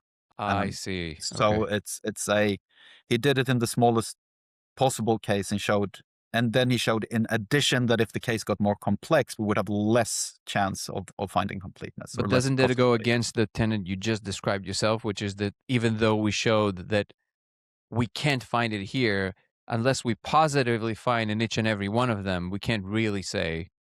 But it's just So that you're this is saying about yeah, go ahead. so this is about completeness. So it says that there are theorems that are true but that cannot be proven. But all the theories that are true and proven are consistent. Mm, And that is all that we require. So we don't require the mathematics. We don't actually require it to be true. We require it to be consistent. And we don't require it to be complete. We require it to be consistent. So so that's all we need. help me understand something here. There are cases, especially in the kind of pure mathematics space, where mathematicians would disagree, obviously, right, about certain things, or that's not true. Not really. Okay. There are cases where mathematicians don't necessarily understand each other, maybe, or there are cases where there is disagreement about what should be the axioms of a theory, and so on. But there shouldn't really be cases where mathematicians disagree about the outcomes. Okay, that nullifies my question then. I was wondering if there are cases just like in physics, because I know in physics it's a lot more because it's a application of mathematics to describe physics, and it's not mathematics itself that is being studied. So, but you're saying in pure math, if everybody are doing everything correctly, there should be no cases where mathematicians disagree about the actual core of the statement, right? That Yeah, which is not oh, to say that there are no disagreements among mathematicians, right? Like yeah, but there that's are your claim is or your position is that that would be a product of them really misunderstanding each other more than the actual logic of the mathematics itself. or Um, disagreeing on the input. oh, the input, okay, of what should be taken. Interesting. And okay, that's great. And then wait, what was the other point that I made? Oh, about the where I asked you to pontificate. Do you think that from Yes, a trace logical perspective, is can it be more than just poetry? What I say, which is state of being yes, can cause certain kinds of ideas to emerge. absolutely. So I would suggest that that is, um, yeah, I think that is basically possible to say that that is just true. So as we traverse experience space, part of the experiences that occur are things like ideas and thoughts and intentions for future action and so on. Those are parts of the experience that emerge. And if it is the case that the current state in some ways define the future state, which I think is kind of unassailable. It's hard to create a model of perception, but that isn't the case. Then the state that I'm currently in will define what might arise in the next state, or what the properties of the next state might be. So if I'm in a particular state of mind, the probability that a particular idea arises next will increase or decrease based on the properties of the state of mind that I'm in.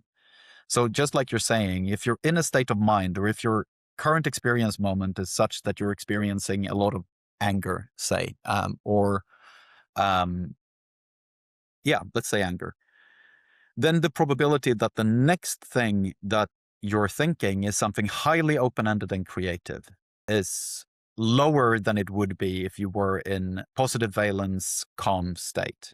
for example. So this is definitely extremely well encoded in the interface theory And and the in conscious the realism side. future, moving it from theoretical to engineering level, can you envision a situation in which your mathematics allows us to predict reliably how to move from one particular state to a state that can allow for more open-ended creative thought?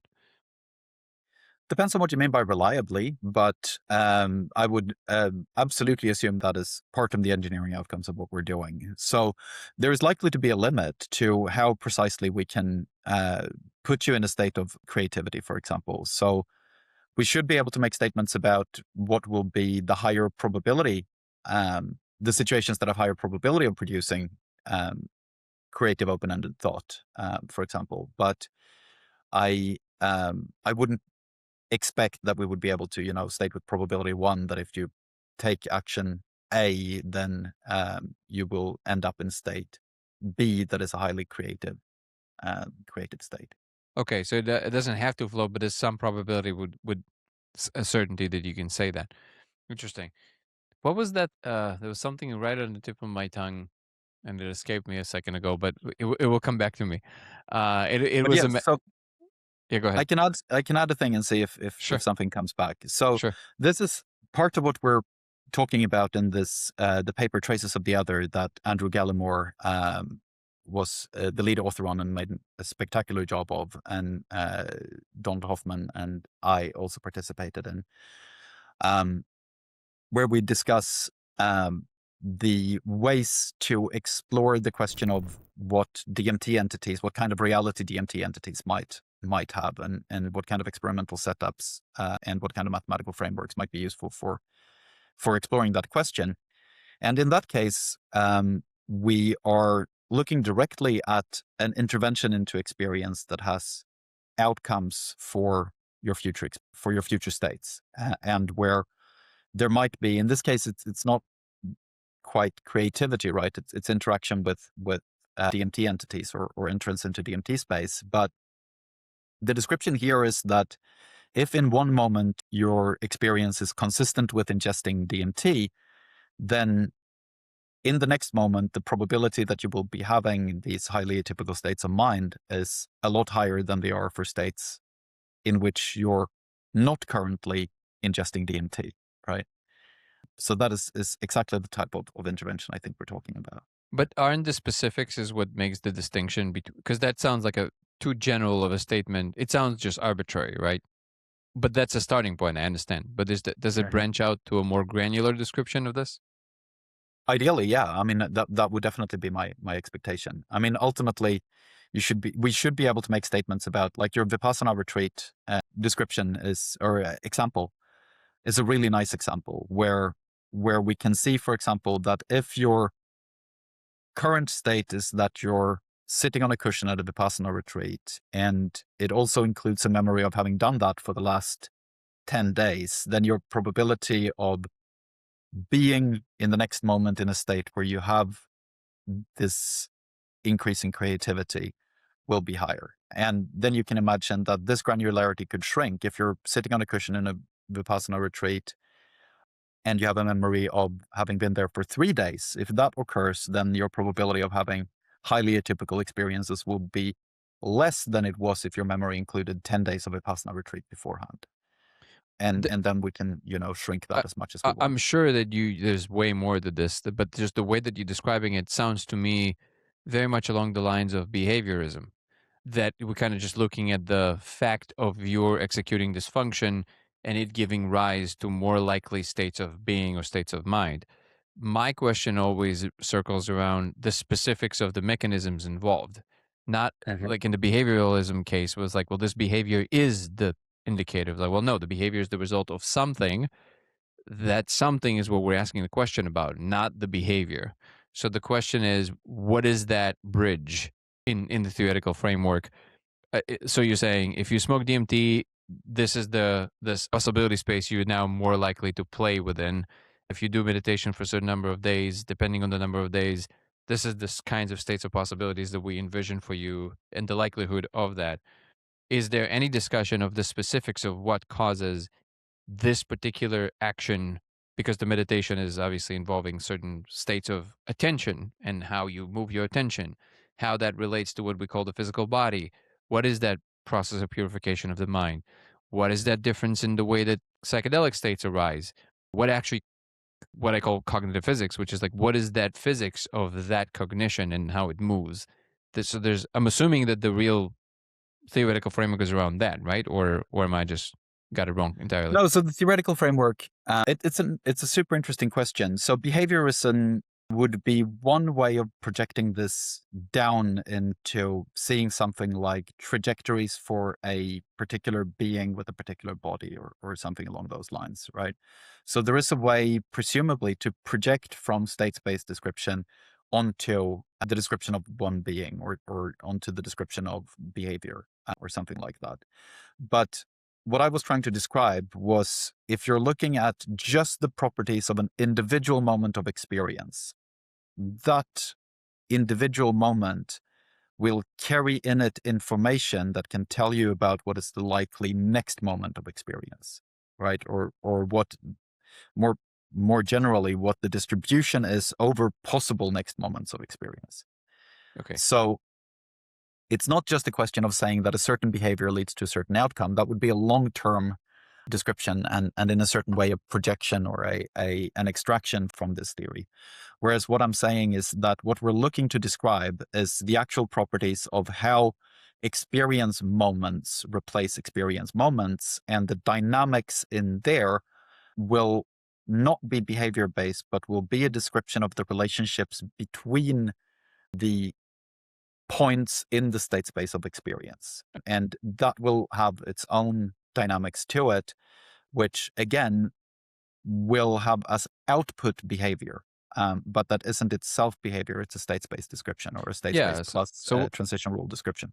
So when you said, sitting on a pillow, you basically used it as a heuristic to basically just describe somebody meditating. But what is being described is the states that we put ourselves into while we're meditating and why and how they flow into these higher states of cognition, basically. So I meant to describe the exact momentary experience of your experience contains, the feeling of a pillow against your backside and a thought emerging that I have been here for 10 days.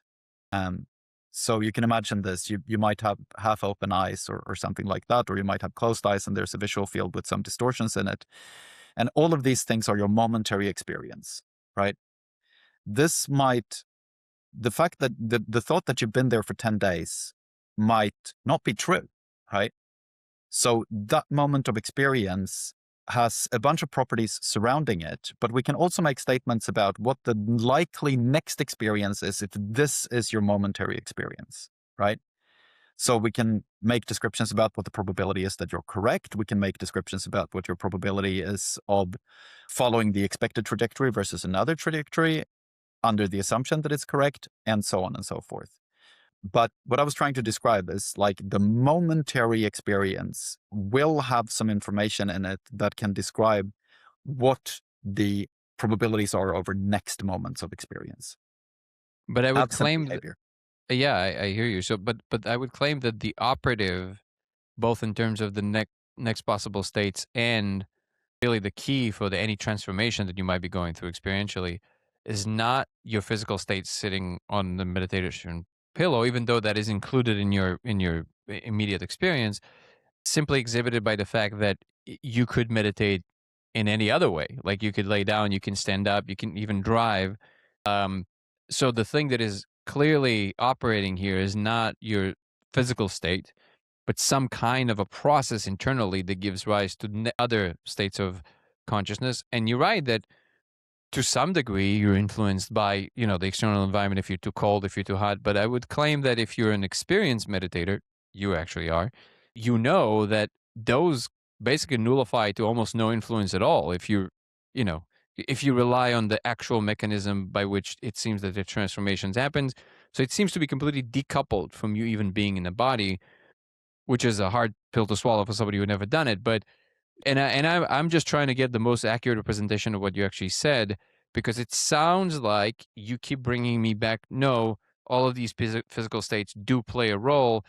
And my intuition tells me from doing meditation for a few years, and I'm open being wrong and being revised, but it seems to me that those are asymptotically becoming irrelevant when you become more proficient in meditation. Would you disagree with that statement? No, I absolutely agree, and I love that you're pushing this in so much detail, because you're finding an interesting fact here, right? Which is that there's the state space description of any given moment is extremely complicated and contains a lot of extraneous stuff that are presumably fitness input that guides action in some way, but it's not always clear what the specifics are doing. So when I say that if you have this experience, then your probable next experience will have certain properties, it's interesting to notice that you could have a completely different or seemingly completely different set of experiences that also likely lead to the same type of next experience, right? So the fact that one set of properties at one moment leads to a particular set of properties in the next moment doesn't exclude that a completely different set of properties in one moment could lead to a similar set of properties in the next moment. So there is presumably such a thing as a minimal description of what would constitute meditation in the sense of giving rise to a particular state emerging, right? And presumably what that minimal description is highly dependent on the individual meditator, or put another way, there are many different kinds of observer windows that have the possibility to give rise to the same type of experience, and what those observer windows look like is extremely varied.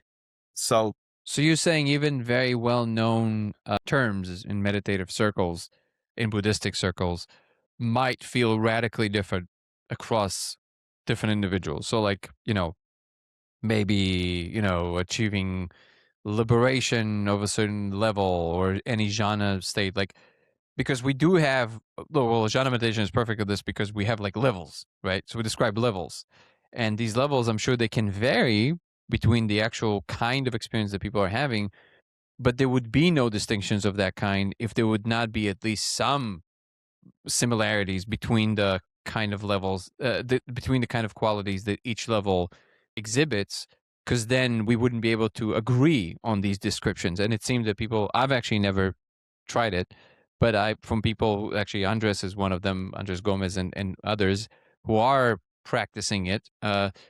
They do agree to some degree on the. So I guess all I'm saying is that there are still bins that we can describe that are more shared, or I guess you can say objective if you really want to use the dirty word, the O word. Um, you see what I'm saying? Like there's still regularities we absolutely. can. So Yeah, I can answer that. Man, I love this I conversation. love this too. This is so good. So the experience of sweetness, right? Like if you take a spoon of ice cream, you're going to experience a bunch of stuff, but one of the things you're going to be experiencing is sweetness, right? And if you instead eat a spoon of what's something else sweet, pudding or something, I don't know. So you take a spoon of creme brulee, you're going to have a very different set of qualia, but one of the components again will be sweetness, right? So there are these projections that we can make. You can imagine a binary substate that just tells you whether sweetness is present in your experience at the moment or not. And getting to a place where sweetness is present in your experience, there's a bunch of different preceding states that can lead to a state that has sweetness present, right?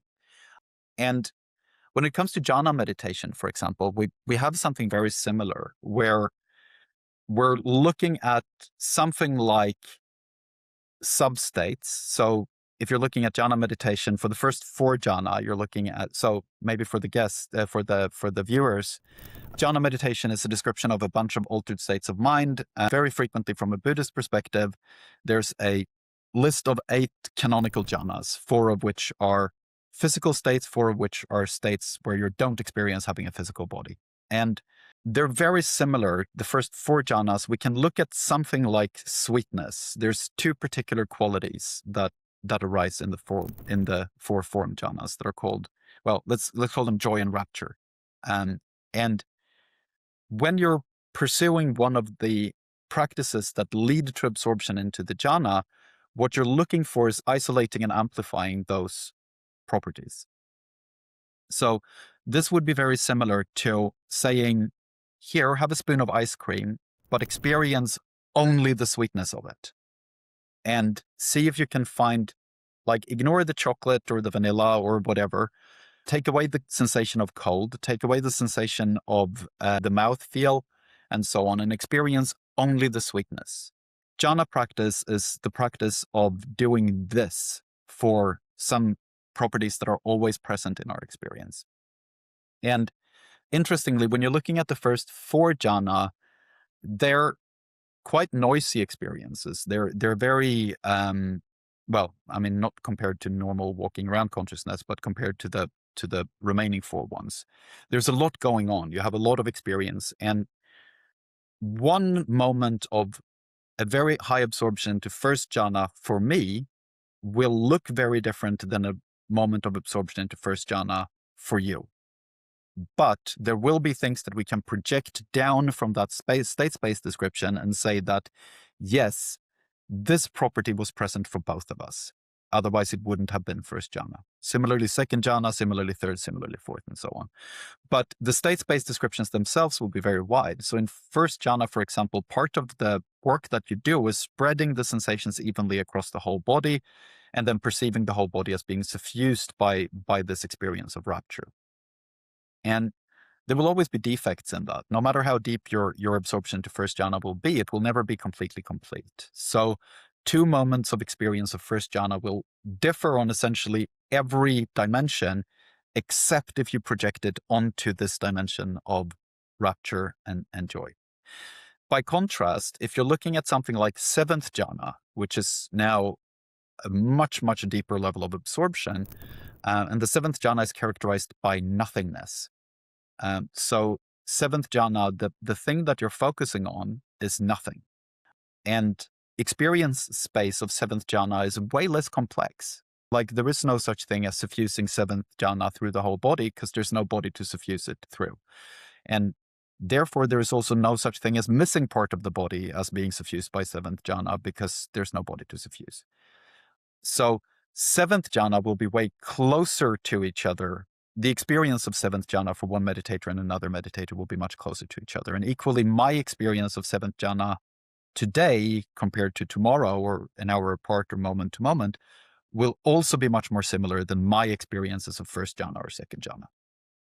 And this is the kind of thing that we're looking at, that there's ways to adjust particular aspects of experience in such a way that particular aspects of experience arise next, right? It doesn't mean that the identical experience will be arising next. So there's tons of different ways into jhana. There's tons of different ways to do first jhana. There's tons of different ways to do 7th jhana.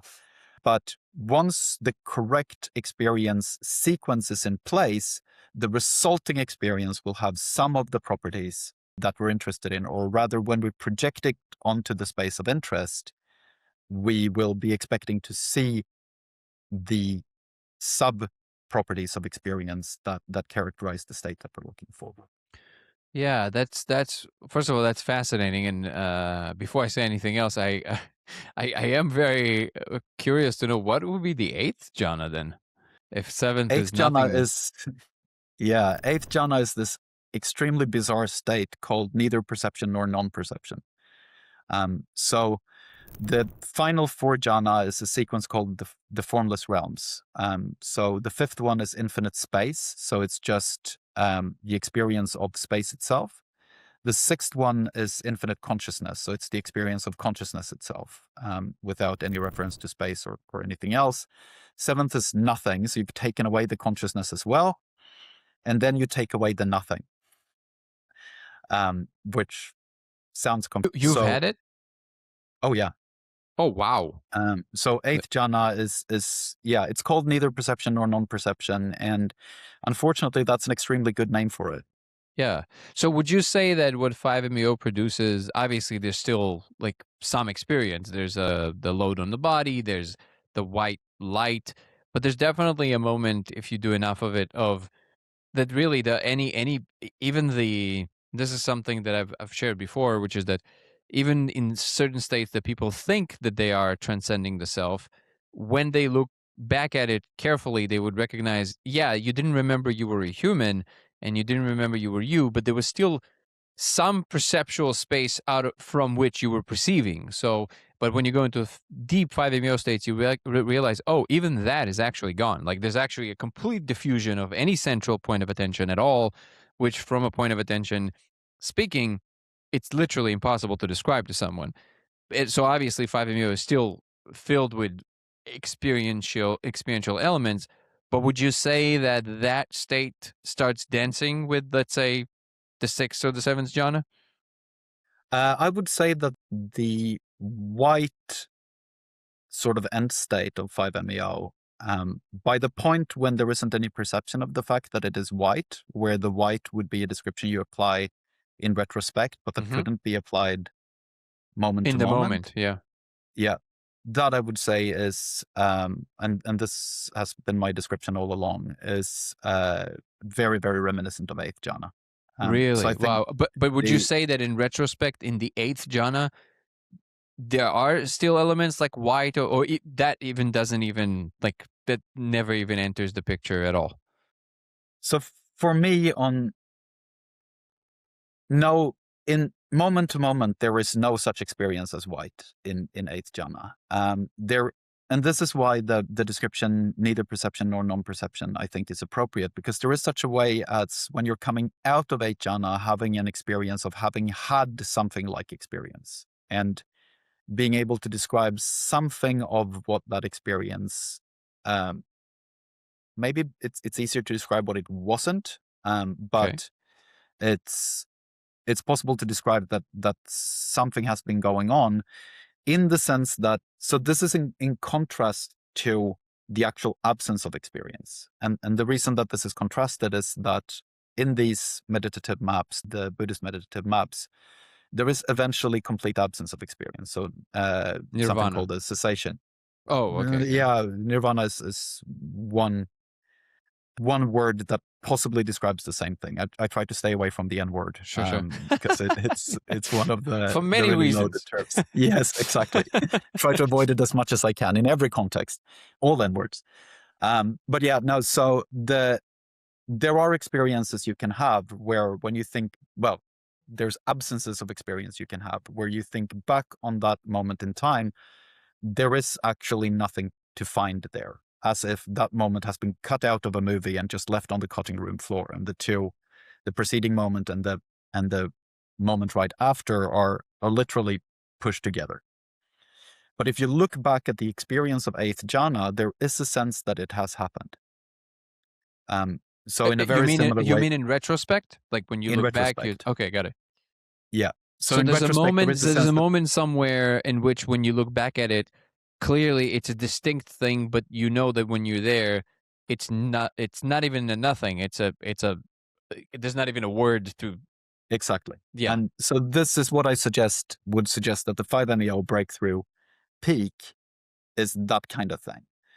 So looking back at having had, and also, I mean, this is something I was extremely curious about going in, is whether it is continuous going forward. Because by doing a bunch of jhana practice and doing a bunch of vipassana practice, you can train yourself to notice continuity. You can train yourself to notice whether there is gaps in experience, or whether you're noticing gaps, I should say, because presumably there's always gaps, but it's a question of whether they're capturable or not.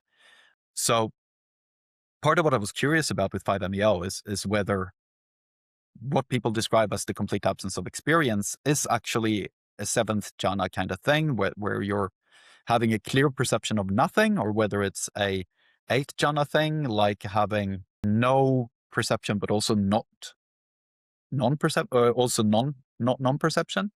or whether it's an actual gap, like whether it's an actual cutting room floor situation. And the fascinating thing to me is how similar it is to eighth jhana. Like it really has that property of being experienced, but there's nothing being experienced, except the thing you're experiencing is not nothing. Yeah, but Unfortunately, it words is a do nothing very in a, poor justice to this stuff. no, I think you're exactly, when it comes to these concepts, the reason that it's so tricky and almost impossible is because, well, at least the way that I perceive the endword nirvana is it's basically, and I'm not like claiming to have ever like reached such states. I went up there, but like I don't think I've ever achieved nirvana or anything like that. But the way that I understand it from descriptions is that it's basically the ultimate. In Vipassana, the word equanimity plays a big role, right? So it's kind of like the way that I see nirvana is the equanimity of existence. It's basically the ultimate flatlining. There's no more protrusion up or down. There's no more entanglement with the karmic cycle. That's it. It's just you're out. Like but then it's obviously not you that is out, and it's also not anything that is out, and it's not out. It's just you checked out. Like there's no more, right? And that is very unsatisfying. And I guess my brain has to attach it to some kind of a visual. So the way that it envisions it is some kind of a very almost like the purest of lights, and it just kind of coats around everything, and it's the stillest you can possibly imagine. And you can kind of float free from all the formulations that existence does, and you can kind of end up there where you no longer participate in the cycle. But that's kind of how I envision it. And the reason that it's so tricky is because, of course, if you ask anyone who's serious on the path, and especially if you would ask the Buddha, I would imagine, the answer, of course, would be those are not meant to be analyzed by definition. They're meant to be experienced and nothing else. It's just, you know what I mean? Like that's why language can't grab it, because it's not of that kind. It cannot by definition. But funny enough, by having auxiliary states, I've never had like an eighth jhana, but I've had quite a few high 5-MeO states. Weirdly, I know what you mean. So the second that I have an experiential entry point, and that actually brings me squarely back to our central conversation, which is that it seems to me that whatever it is, the ultimate, there's a lot of talk about the theories of everything. And, for example, I really love Kurt Jaimungal's channel, right? The theories of the Toe podcast. But there's one thing there that, for obvious reasons, that I think is always omitted because I think it's obviously formulated through pure, brilliant minds, which is that, to my mind, whatever it is that would count for as the theory of everything, now it's in the word, right? Theory. So it's a description of, but the theory, because it is a description, so it's a symbolic representation of the real thing.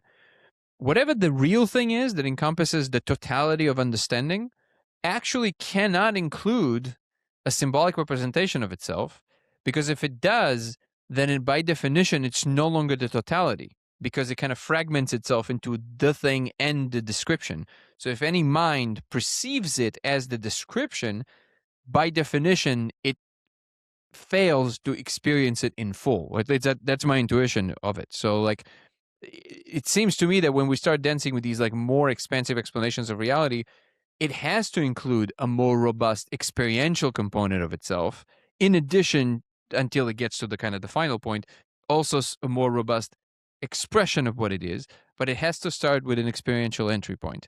And if you look at it that way, you will notice that, I'm sure you have, but I'm sure a lot of people haven't, which is that in order to know anything, first, we always had an experiential entry point. We would know nothing about light unless we would have eyes. Yes, we extrapolated a lot more about it, but first we had eyes. First we had eyes that perceived it. Then we used whatever it is that the thought process allowed us to do to deduct a lot of things about it and connect it to everything else. But without that experiential entry point, it is simply impossible to talk about it in any way that is actually valuable. And that is the thing that I feel that sometimes is missing in much of this mainstream scientific community.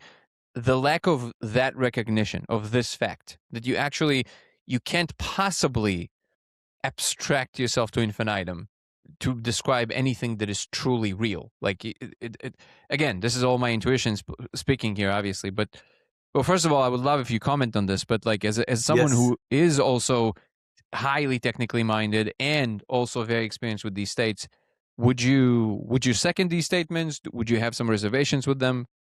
So there's a bunch of different parts here that I think tie together super nicely. So first of all, when it comes to to nirvana or to the liberation through the perception of nirvana and so on, I think it's important to notice that nirvana means something like blowing out. It means something like extinguishing, and part of the point that I suspect the Buddha is making, or that I've taken from the Buddha, is that when you perceive clearly enough, and this is experiences, well, it's non-experiences that you can have, it's experiences you can provoke. If you see things clearly enough, if you take enough into account, if your perspective gets wide enough, if you get inclusive enough, there is nothing sitting outside of experience. So there is nothing that is in experience, but that is being cut off as a this side, or as a separate thing. And when that happens, experience symmetrizes. And when experience symmetrizes, it actually completely goes away. And the perspective of nirvana, I would suggest, or the role of nirvana, is to show that actually not suffering, actually not separating anything out, actually not creating attachments, means there is no experience.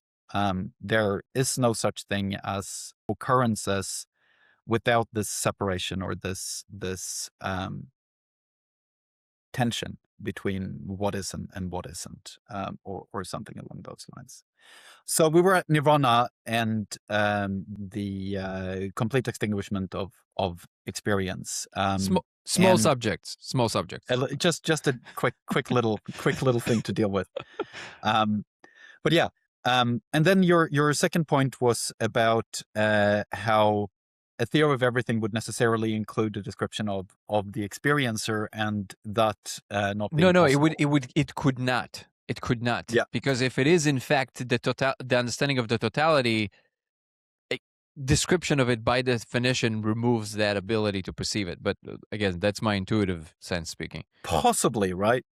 Like there's nothing in a system that precludes the description of the system itself. There's no theorem that forbids that happening. You can take a photo of a camera with a camera, right? But what I know, so what I'm envisioning, because the second that you start talking about ultimate things, all examples break down. First of all, I think we can both acknowledge this, right? But the reason that I keep repeating, it's obviously my intuitive sense speaking. It's not like I have any idea, but it seems to me intuitively, because I'm just taking the case that I already know to be true to its limit. What I'm specifically thinking about is that when I am in deep meditative states, there are certain states of experience, for sure, that I can, just like you're talking about the eighth jhana, they can absolutely discern they are particular, that they're such that the second you add even an internal expression to yourself about it, it just automatically no longer what it is. So it must be in its perfect form to be experienced. That's the ground I'm using, on which I'm standing, that if I take it to the limit, my intuition tells me the ultimate experience of the totality would have to have that kind of a quality, with the full admission that, of course, fuck do I know? You know what I mean? Like, but that's kind of like yeah. I mean, I like this line of thinking. So there is, of course, I agree with you that there is a subset of experience, or a subset of possible experience, that is such that if you were to add a description of the state to the state, it would no longer be the state. So seventh jhana is a good example there, or even fifth, or for some descriptions fourth. But either way, if you were to include someone experiencing fifth jhana into the experience of fifth jhana, it would no longer be pure fifth jhana, because it would be fifth jhana plus the description of an experiencer. So I totally agree with that. And there's, we can think of any number of experiences like that. Dreamless sleep, like the experience of dreamless sleep, if you were to add a clear description of what was happening to it, it would no longer be it, right? And so on and so forth. And I think there's a lot of mystical or spiritual perspectives that would take this view of the totality, like of the ultimate ground of being or something like that. I don't have an intuition about whether the ultimate ground of being includes a description of itself or not. But your question brings to mind Hofstadter's perspectives. I am a strange loop, that sort of thing. But yeah, so, like the good stuff where he uses Escher to describe a bunch of thoughts related to what it's like to have a thing describe itself. Like the hands that are drawing one another, the classic image of the dude with the sphere looking at himself, those sort of images.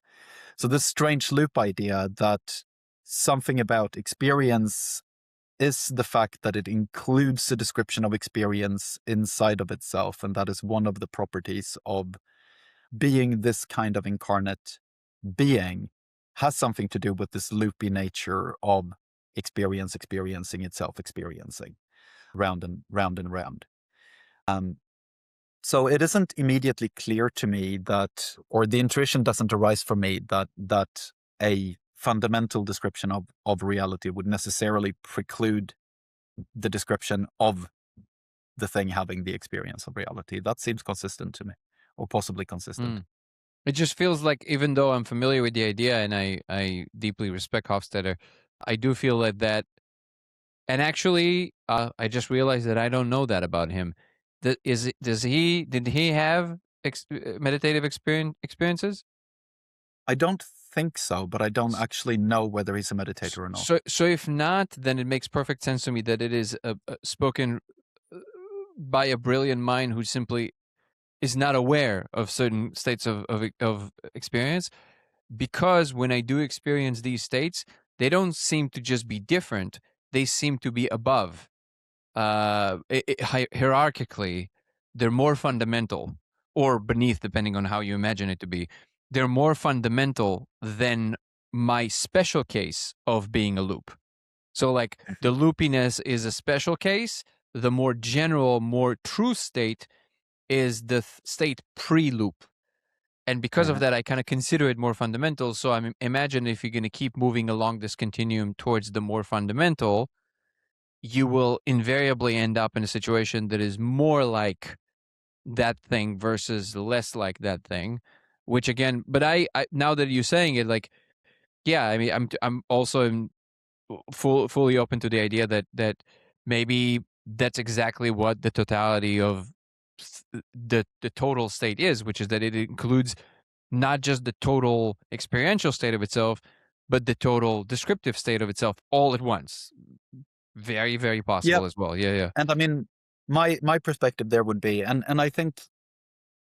I don't think we know this kind of stuff yet. And You're I think saying this we is didn't also, resolve the deepest question of reality I in know the cast? it's wild. It's wild. We'll get to it by the end, I'm sure. I was We'll have expecting the a lot answer. more of us, Niffe. Yeah, we'll do It, better next time. yeah, But go no, ahead. so I think it is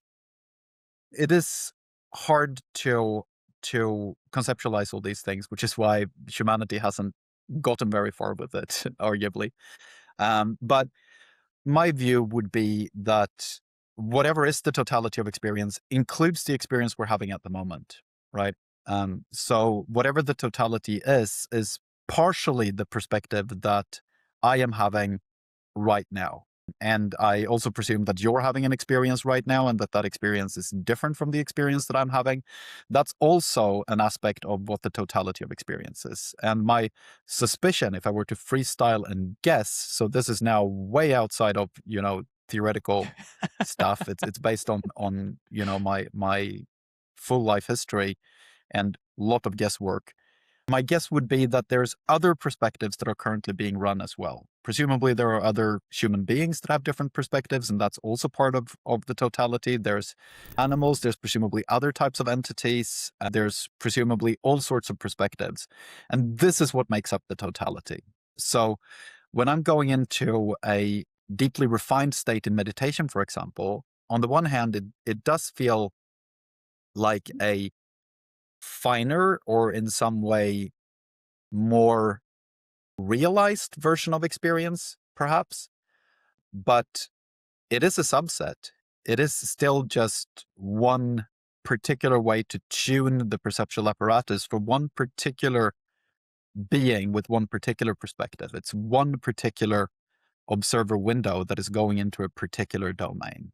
Yeah. So I don't have the intuition that zeroing out or going towards zero or going towards less discernment or less complexity is realer. I have the sense that it's possible. That's a really good point. And in fact, it leads to some of the ideas that are uttered by Tom Campbell, which I found novel because I've never heard that idea expressed exactly in this way. And one of the ideas is that he's talking about, I'm sure you're familiar, which is that it might be the case that the totality, the total thing, isn't like a thing at the top observing down saying, I'm waiting for you to understand. It might be the last thing to be aware. So it's almost like we became aware before God did. Like we are the instance of God slowly becoming aware, but we're the cutting edge of that. Or things like us, like the unitary things are actually aware of themselves, of the world, of the specifics, way before the totality awakens up to its full realness of itself, which is kind of it is a mindfuck to some degree, and it's a cool idea because honestly I've never heard it before, which is along the lines of what you're saying also, which is that I'm not really sure that we can call any of them fundamental. It feels different in a particular direction that you, from where you are, defined it as feeling more real, but maybe it's one of these cases where it's just different and you just simply slap the sticker of more. Yeah. You can put this the opposite way as well and say that the experience that we're having right now is the way that the fundamental thing is knowing itself. That this is just what it feels like from the inside, being the totality. It renders this way, and this is how it comes to know itself. So it becomes aware of itself, the fundamental thing, by the experience that looks like this, and like all other parts of experience look at the moment. So the union of all current experience, or the combination, I should say, in non-mathematical language, of all current experience is what it is like to be the totality of experience. And that is, I think, closer to, again, this is guesses, right? This is not me speaking from some sort of fundamental mathematical hypothesis, but from what seems likely to me. I love it. Cool. All right. Well, I love this. This is a great place to end the podcast on. This was really, really enjoyable, Niffe. I hope to be able to do this again at some point. Tell me, obviously, aside from the Trace Institute, which everybody should check out, and I will put all the descriptions, is there anything else that you would like to personally promote and or make sure that people know about? Trace Institute, most important bit. If you want to get in touch with me, I'm at Niffe on Twitter. Please shout at me there for everything I've said wrong in this podcast. Amazing. And thank you so much for having me. This has been such a lovely conversation. I've really enjoyed talking to you. It's very mutual, Niffe, and I hope we'll have many more, and hopefully we'll be able to maybe even collaborate on a more practical level. I would love to incorporate some of you guys' ideas into our work in Code of Reality, and maybe we can come up with some experimental paths that maybe would be able to inform your research as well, and that would be an honor. I'd love that. So thank you so much.